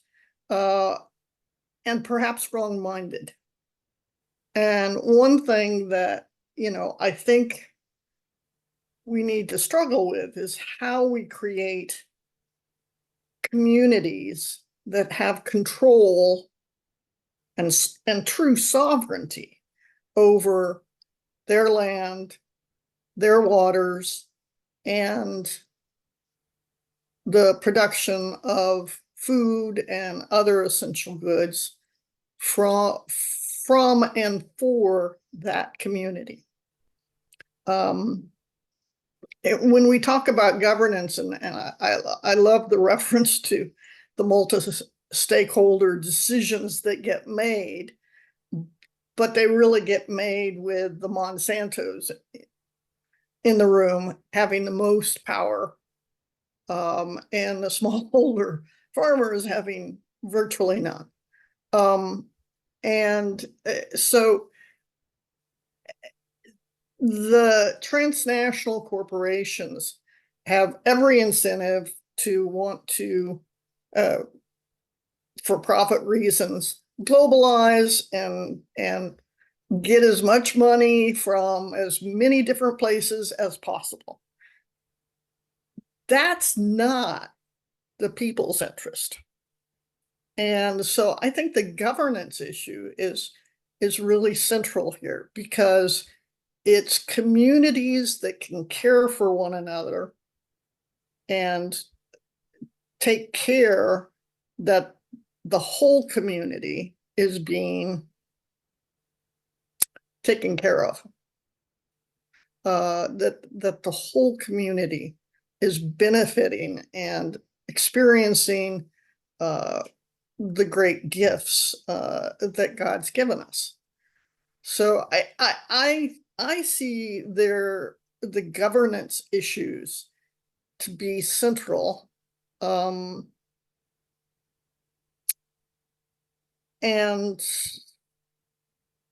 the technical, honestly, the technical aspects of solving the problems are maybe analytic puzzles and, coalition building and there are lots of different things that have to happen. But it seems to me that maybe part of the fundamental learning with respect to land, food, and water, I'm not necessarily saying with respect to climate, but is the learning that community self-sufficiency and governance and sovereignty may be the need to become the dominant paradigm. Part of why I say that is I spent yesterday in conversation with a young woman who is trying to transform our food system in my city. She's trying to connect people in the city with the local farmers, not just on, Saturday market, but in a more complete way, so that people can get everything they really need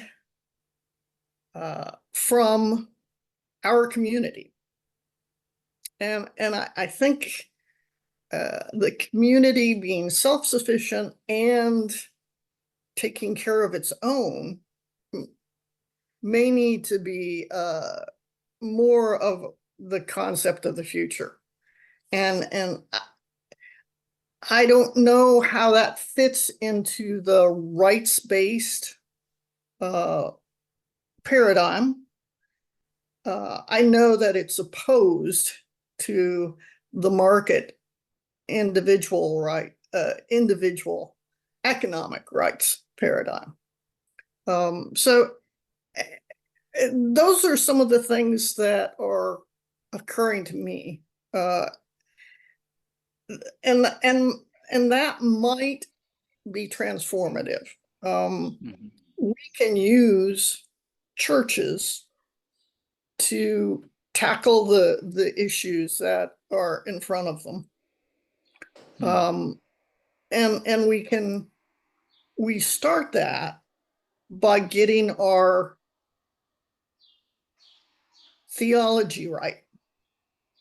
And so one of the efforts that we're going to undertake in the land, water, and food group is going ahead and getting a more very diverse set of viewpoints on, okay, what is land, water, and food justice?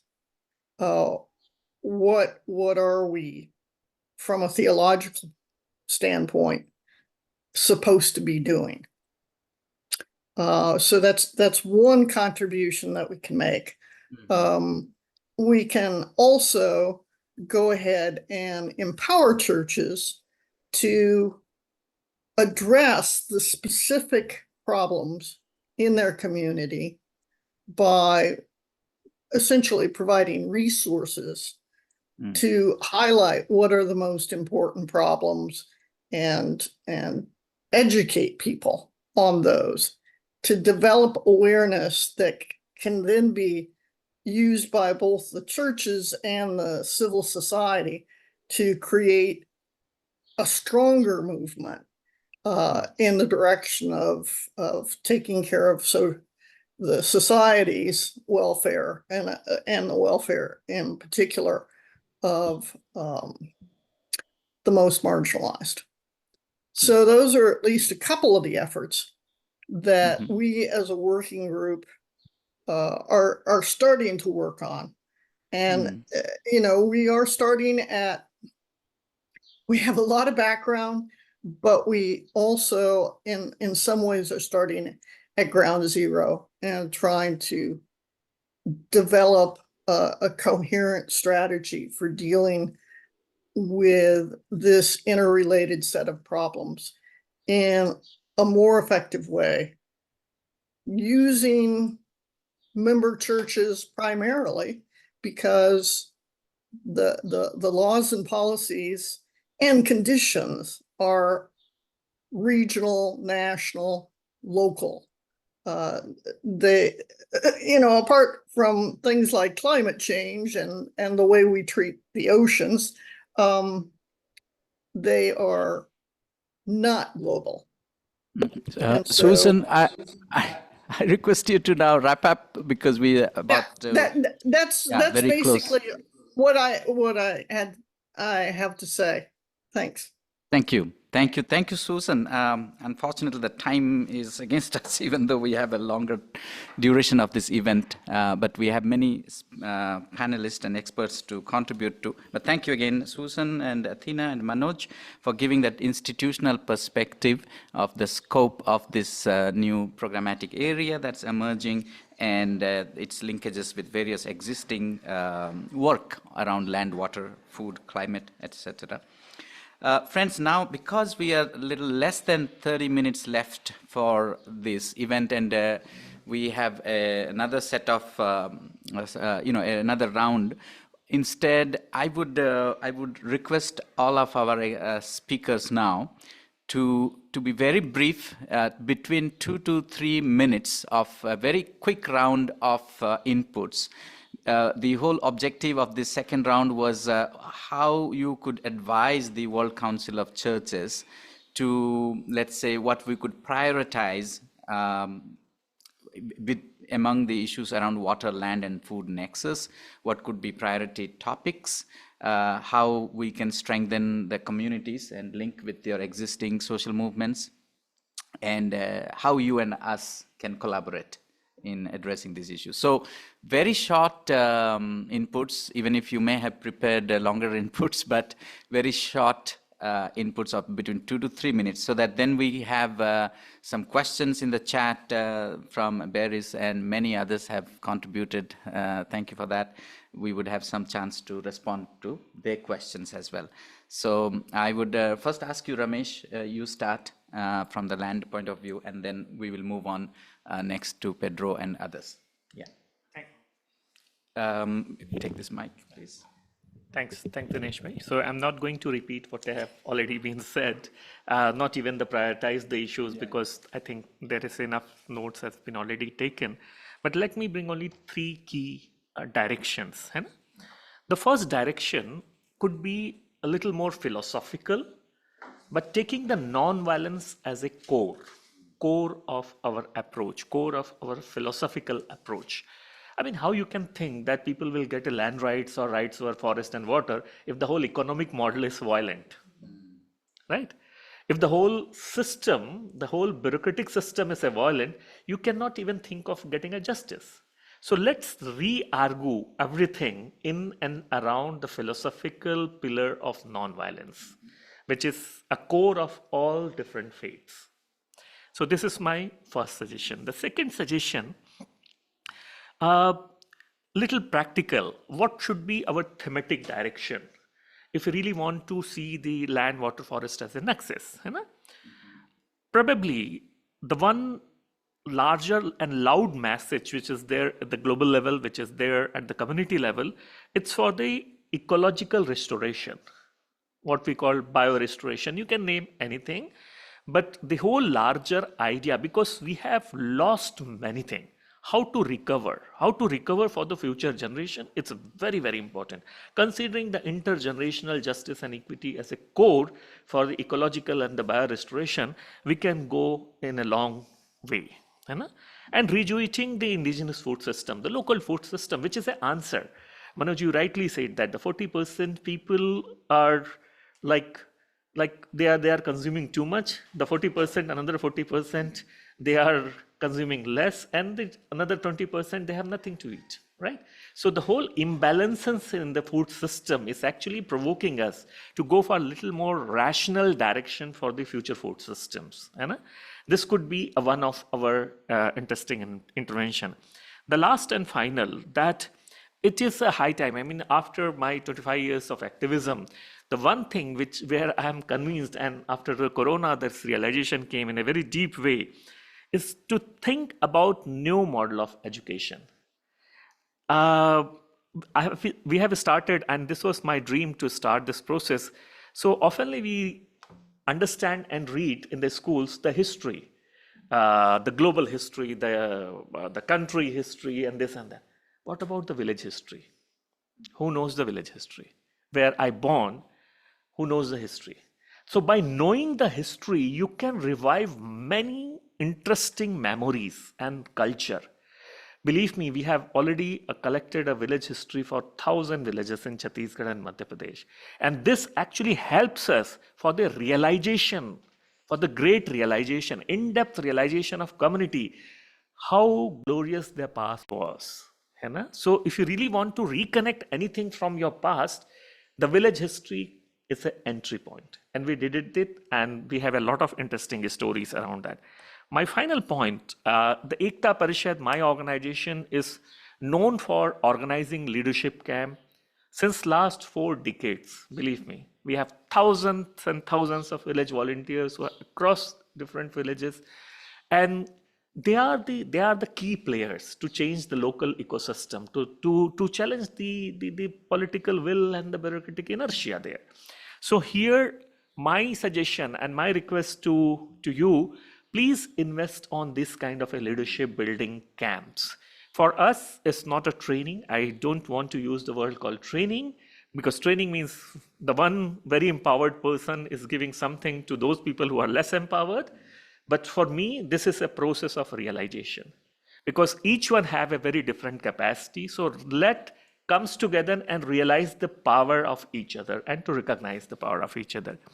My final concluding statement, Manoj bhai, what you said, and Gandhi said more or less the same thing in a very different manner. So what he said is, if you are not indifferent, the world will be different. So let's explore all, let's remove the all indifferences and come up for a little and very different world. Thank you. Thank you very much. Very beautifully summed up, a Gandhian yourself, promoting the Gandhian principles and values, obviously, and going back to our roots, to our histories, and approaching non-violent methods, and recognize indigenous food systems. Lots to connect. And obviously, EKTA Parishad is one of the largest land rights movements in the world, actually. So in the last World Social Forum, there were more than 10 to 15,000 participants were from EKTA Parishad alone. So thank you so much. Pedro, you're still around. Thank you so much for patiently waiting. Tell us some advice to us. We are in the process of, combining these areas together around water, food, and land within a holistic approach. What tips, suggestion you would like to give us? Very briefly, 2-3 minutes. Yes. Well, we need, as has been, you have said before, no? We need for an agroecological transition based on sustainability, from a human right-based approach towards food systems that reconcile human and ecosystem health with social well-being, of course. But look, we need to address this challenge in a unique context, that of the transition to post-growth, from my point of view. We need building a new concept of progress for which we have plenty of room in our common home. The space delimited by the floor of human rights and the ceiling of the sustainability of the ecosystems that in fact sustain life on the planet. Between that floor and that ceiling, we have a huge space in which to build that new progress concept. This is my reflection. Thank you. Post-growth is something very interesting. Also, the WCC is focusing on degrowth, post-growth conversation within the economy of life program. I'm sure Athena is quite interested in that as well. Thanks, Pedro. I'm not sure if Sofia, are you still around? It's you've been joining from Ecuador. Thank you so much. Go ahead. You heard the questions. Yes, thank you again. And to be honest, I'm really happy to be in a workshop where we talk about faith, because we do need to have faith to be optimistic in having a response to all these challenges. That being said, from a more pragmatical and FAO point of view, what I do think it could be a priority is to support communities to share their knowledge. Why I'm saying this? Because when we talk about equity and when we talk about justice and when we talk about sustainability, there are a lot of experiences in the ground that can teach us a lot and that can give us tools to think these decolonialism, the deconstruction of the dominant model, let's say, of economy and to produce food. There are experiences, but we do need to reach to these communities to share this knowledge with others. For that, I do think in terms of land and water, if for land, there's a lot of initiatives to quantifiabilize and to share inequities. For water is a lot more difficult, and I think more efforts need to be done. We don't know actually who uses the water for what, and where are we know in really broad sense, but we don't know actually in practice where are these inequities coming from. At which point of the water cycle can we adjust better? So I will say support the knowledge creation, the knowledge sharing, because without this we cannot support, we cannot protect the rights that we don't know they exist. We need to identify first what is actually working. And with this, I will invite you again to join the efforts. I know Pedro has joined and other colleagues here. I see other initiatives here. Join the experts group on water tenure. We are thinking about all these. We are discussing all these. We meet every 2 months. And it's just a knowledge sharing community. And please support the global dialogue on water tenure. we do think it could make a difference. And we've seen it for experience how even voluntary guidelines can be a big tool for advocacy and to support activities in the ground. Thank you. Thank you. Thank you, Sofia. I can assure you that we will be very much interested to join the group on water tenure, but also in the coming food month in October, we would love to work more closely in expanding your visions and strategies. And I'm sure our networks around the world, the community networks, would be also joining hands. Sorry, and is maybe Joann Lee still around? Sorry, last because I see John. Sorry. Also to let you know that FAO is just also launched the Global Land Observatory that is willing to put together all these data around land. Hopefully, this could also be open to other resources, and of course, since Lee is here, John is here. FAO is also supporting, and the BGT is supporting the UNCCD convention, where these voluntary guidelines are also a big component and important tool. Thank you. Thank you, Sofia. So as we make a segue now to hear from John Lee. Yeah, just 2-3 minutes. Give some of your suggestions and possible collaborations. Yes, thank you. Thanks, Sophia. You know, we get a lot of support from FAO, so we're very excited to take our work forward together. So just in the interest of time, I just wanted to highlight 5 key ways that we can practically collaborate together. The first is that we will be conducting outreach to faith institutions to take stock and map faith communities' involvement in ecosystem and land restoration. And so we will produce a report that will be launched in the 4th quarter. So we hope that WCC and its members will be involved in this stock take. And secondly, we will be holding an executives meeting in Bonn, so we can gather, you know, the advisors of faith leaders to a workshop so that we can really discuss, you know, the outcomes of the stock take and mobilize support for, you know, all of our activities and ambitions ahead of COP16. This will take place sometime in September of this year. Thirdly, we want to develop common policy messaging across the 3 Rio conventions. We want to develop an interfaith statement, hopefully endorsed by 50 to 100 faith leaders and groups. And this will also be released in the 4th quarter. And we want to develop UNCCD faith policy priorities as well to provide inputs to the climate change and the biodiversity processes. And we hope that WCC priorities will be integrated into this statement as well.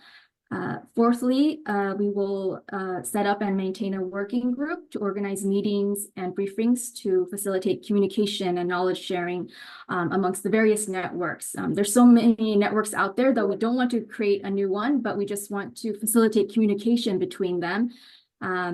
So yes, we invite the WCC and its members to join this working group and attend the meetings to ensure we have your inputs as well, and to the previous activities that I outlined. Lastly, you know, we really want to engage with faith institutions because, you know, they own about 8% of habitable land in the world and also 50% of educational institutions. And so their participation is so key for, you know, all our efforts for land restoration. So we will, you know, be engaged in the several global platforms, including the high-level week of the UN General Assembly and the 3 Conference of the Parties of the Rio Conventions. In previous, at COP28 for UNFCCC, there was a faith pavilion. And I know that in the CBD process in October this year, there will also be a faith pavilion. And so for UNCCD COP16 in December, we also hope to have a faith pavilion. And we open this space to WCC and its members to organize events, meetings, and so that we can really collaborate together to highlight, you know, the importance of faith institutions and actors in land and ecosystem restoration. So thank you again for this invitation, and looking forward to our collaboration.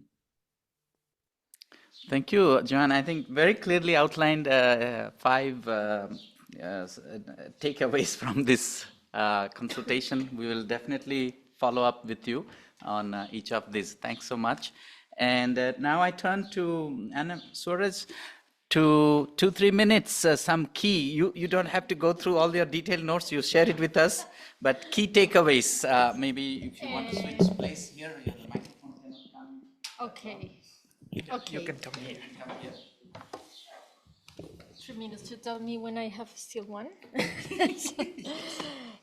Okay, maybe the first thing to remember is that churches are very powerful if they speak out. So we need you to speak out on this, because the mainstream discourse goes in a different direction, and algorithms also marginalize the voices of people who oppose to this mainstream narrative. So this is the first thing.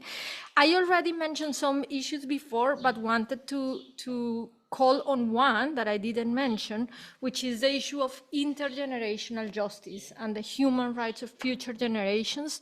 If we destroy the land, the water, and the food today, what are we going to let to our people in the future? And how are we going to respond to our children and great children? So this.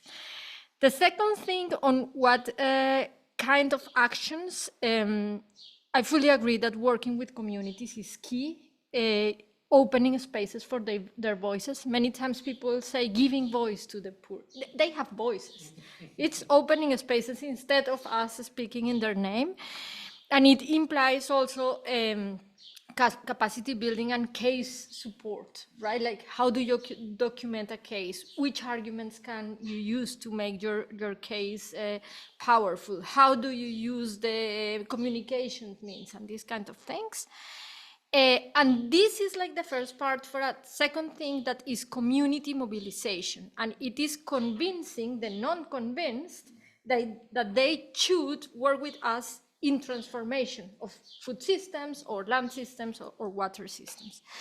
And finally, I think the church has big power for a more structural advocacy in governance spaces. So, for example, now all the discussions on the international financial architecture, like tax conventions, debt, and others, is key for these commons, right?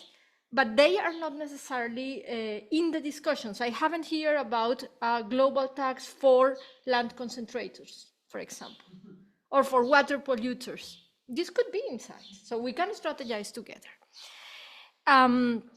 And finally, regarding with whom to work, I think it is relevant to connect to other movements. So not only the human rights and the environmental movement, but in other spaces. So, for example, churches have been in the civil society mechanism on indigenous peoples and civil society, but now we have the UN Declaration on the Rights of Peasants, a new working group of the UN, and civil society will have to be organized to bring the cases there, like the EKTA Parishad cases, but many others, so we could collaborate with this. Of course, the corporate accountability movement, and also the groups working on intergenerational justice and maybe on digitalization, especially for food sovereignty and ecological issues. And I have two final remarks. The first final remark is the human rights progressive voices are getting broken. And we are not getting broken because we do bad work. We are getting broken because we are opposing a status quo that is unjust. And it's not only FIAN. I have heard about many organizations that are going through very big financial difficulties, which means our voices and our narratives could disappear from the places where they should go. So any support to this movement to see how we can increase capacity and resources would be very welcome. And the second thing is an invitation to discuss about the risks and problems of the multi-stakeholder initiatives, where the companies or the corporate interests are powerful. We have a group that is scanning the impacts on different human rights. And if there is interest to get connected to this group, which is of a number of NGOs, we are also very happy to connect you to them. Thanks so much. I think there's lots of common ground there, and obviously with regards to the tax suggestions, I'm sure Athena would love to connect with you. We are very much engaged in that, and yeah, Pedro and me, we were in Indonesia at the People's Water Forum and were arrested almost because the government tried to suppress our voices of resistance against the corporate dominance of the World Water Forum. So we are on the same boat, but we fought back, and we are here today. So friends, thank you so much. I think I gave the floor to all the speakers who were present in the second round as well. And practically it's 5 o'clock and the time is up, but I request at least 10 more minutes of your time, because there's lots of comments, questions on the chat. We have a very dear friend, Beris Gwen from Geneva, of course, is contributing a lot. I don't want to read your comments, Beris, if you're here, the comments, a question, if you sum up in a couple of minutes, raise it briefly so that we can also get a chance to respond if need be. If it is a question or a comment, go ahead. And anybody else? I also see Kenneth Irshad from Pakistan, and we have a few other comments. So, Beris, are you still around? I certainly am, Dinesh. Thank you very much. I think I was able to capture in the chat what I had wanted to feed into the conversation, perhaps acting as something of a provocateur, because my 50 years of experience tells me that the community-based sector is underselling the importance of its role.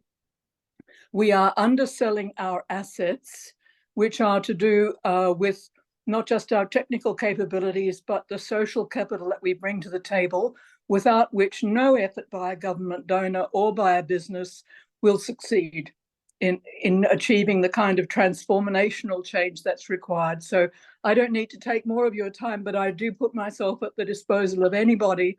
I don't have the answers, but I'm trying to ask different kinds of questions, because most of us are simply stuck in this matrix which we've been living in for the last 500 years, and we need to really think outside the square. Thanks very much for giving me the chance to participate. Thank you, Beris, as fiery as ever and provocative. Thank you so much. We see a hand there. Is it Imran from Pakistan? Yes, sir. Yes, sir. Hello, good evening, one and all. So I'd like to take the opportunity to thank. Hello, sir. Can I speak? I'd like to take the opportunity to thank all speakers. And it was wonderful, like learning so many things, so many new things, and how the different sectors have been implementing so many different and trying to make this world a better place for one and all. And I just want to say one more thing, like it was a wonderful event. Why we have so many less participants? Like we could organize in a bigger ways, because this was so wonderful. So many people can be accommodated, and so many people can be benefited from this. So I just want to say that we can be it could be a larger group. Thank you, sir. Thank you very much. Yeah, thank you, Imran. We are recording this, and it will be published on the WCC website after doing some editing, and it can be. And also, we will also, the thing is, it's a platform to listen to you and to hear these different voices.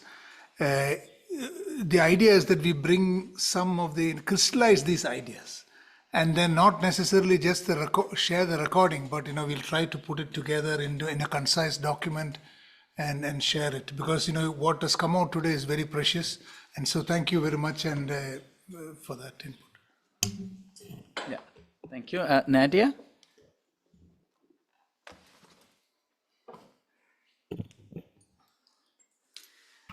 Hello everyone, just in a few words to say that we are really hearing all the the calls that have been expressed in this on this topic, which of course falls under the work that we are doing with the public witness and diaconia on ecumenical diaconia and sustainable development, and that we will really use this recording, of course, to input in our resources and materials that we are working on, also to get the member churches to learn, and as Reverend Mtata said, this, we have to get the churches to think differently, to rethink, and to play a much important role in the community. As you said, probably the churches underestimate the role they play in reality on a daily basis, because they are the actors who are the closest to the reality, who understand it, and who can better address it. So if we equip them with those knowledge sharing, experience experts, give them greater exposure, they will be better equipped to respond to those realities and move into the aspect where they are probably new to them, like policy and making advocacy and addressing legal aspects, because there are, and the funding aspect, because we are also having a lot of more and more interest about what we call faith impact investment. And there is opportunity for this to happen, but probably not the way the multi-stakeholder approach, but much rather than bringing people that are really willing to work together and to bring a real change in the communities and humanity. Thank you. Thanks so much. Thanks so much, Nadia. Is there any other from the audience would like to still ask a question or a comment before we turn to close this event? Well, I can, please permit me to say one or two things. My name is Dr. Kepifri. My name is Dr. Kepifri Lako. I'm the director of the Yambusu Agricultural Initiative. That's part of the General Board of Global Ministries. That's making major investments in agriculture in Africa. We have give our grants to different conferences, members of the church in the continent. We've been doing this for the last, say, 3 years or so, using a different model, a model that tries to move away from the traditional norms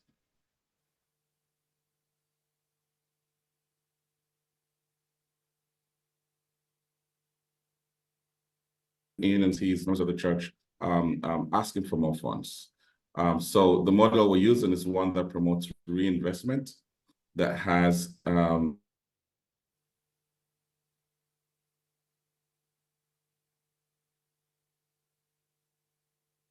abundance in continent, but with the objective of raising revenue and reinvesting the revenue in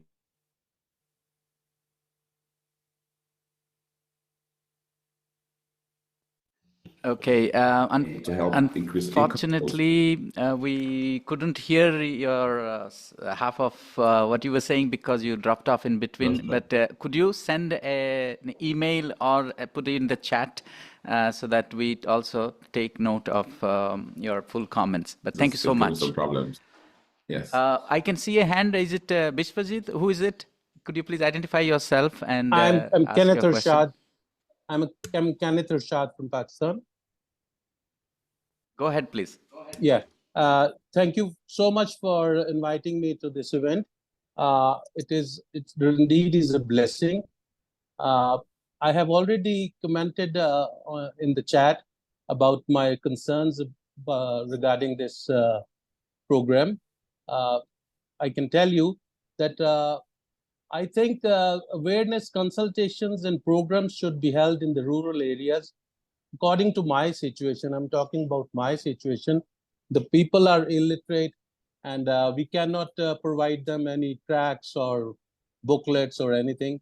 The best way is to organize programs, awareness programs, and we can promote this kind of program so that the importance of water, food security, and the land issues can be solved within the community.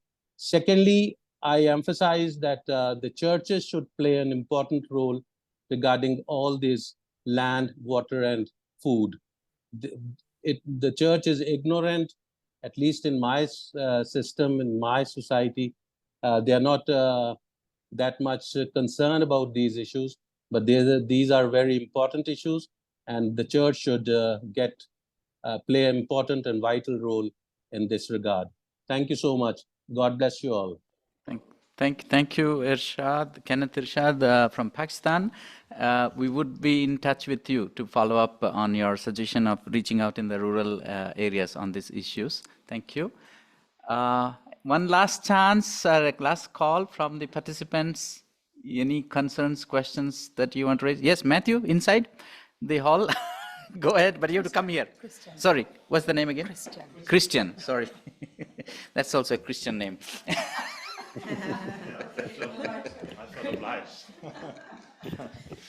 Yes. Yes. Hello. My name is Christian Kinkombe. I'm the managing partner of 4P Group and also member of the board of the Swiss Impact Investing Association. Just to follow up on what Nadia already mentioned, I think it's important that the so-called asset owners, such as philanthropists or grant-making foundations, that they reconsider their approach towards funding, which traditionally has relied on grant-making, and by opening up to looking at other forms of financing, such as venture philanthropy, as a complement to impact investing, as Nadia alluded to. It's also important to emphasize that more than half of the wealth in the world actually belongs to Christians or people of faith.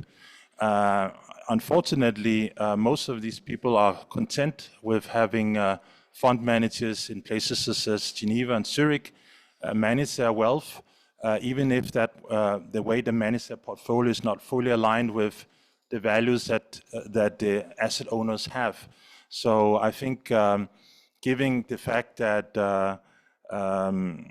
that wealth constitutes more than 200 to 300 times the existing amount that's being allocated to philanthropy, just the sheer size of that would easily allow us to bridge the financing gap when it comes to the SDGs as well as the COP21 commitment. So I think that's important for maybe to have the World Council of Churches and other faith-based organizations leads in that reflection to see how some of that wealth could actually be channeled and invested in consistency with the faith and values of the asset owners. So I just wanted to make that remark in the closing. Thank you very much for giving me the opportunity to speak to your audience. Thanks so much, Christian. And I think at the closing remark, maybe Athena would like to respond also quickly. Our engagement on the faith investment processes in the past. Well, maybe I'll give you the floor to close towards the end. You and Manoj, one word each. So having not seeing any more hands, and since also it's about 10-15 minutes past our time, so we have to respect everyone's commitment to this meeting, and we would like to close the conversation here, and thanking all the speakers, experts, panelists who gave such a long time, unusually not just 1.5 hours or so, but 3 hours of your time. And this is a process we have just started at the World Council of Churches to seek more consultation from the experts as we venture into this possible emerging new programmatic area where we can have more possible collaboration with you and your networks. So thank you so much. We will, as Manoj reminded us, we will prepare a brief summary report and identify some of the recommendations for our internal consumption, but also would share the report and the recordings on our website through a news release. Now I give the last words to both Athena and Manoj, 1 or 2 minutes each to sum up with anything else to add to this conversation. I just wanted to point to, the person who represents the Yambasu agricultural initiative. He broke up. He was speaking from Sierra Leone, Just to point as one of the big initiatives, it's a huge initiative of the United Methodist Church. Their project has been over many years is actually mobilizing church lands and revitalizing it, and they have spent millions of dollars in doing that. So it's unfortunate that we couldn't hear him. But just to say that from our own context, we have a lot of resources and assets, human resources for one, lands. What we need is a collective clarity of the situation and what we are facing, and together, we can really make a difference. There is no doubt about it. The challenge is usually we are not clear, and we ourselves are not able to understand this power of the peoples and the faith community. So I just want to say thank you for the Yambasu initiative person to attend, and it's a great blessing. And we hope we can replicate these initiatives like that. And of course, there's solidarity. So there's a United Methodist Churches, it's based on solidarity globally. So it's not that our congregations in countries or situations which are less financially have less finance resources are just doing things by themselves. They have tremendous agency and resources, but might need some support. And so we need solidarity across countries, across borders, and we need to be united and commit to each other. Thank you. Thank you. And I think one of the key takeaways, at least for me, but I think probably for many of us, is really how all of these challenges that we face are very much interlinked and interconnected. And we spoke quite a bit about the systems approach. And I think this is really the way forward, that we have to be able to look at these ecological, economic, and social and political challenges together through a systems approach, which also demands system change. And I think this is also something that I heard clearly from our conversations, including moving away from a post, we spoke about a post-growth approach.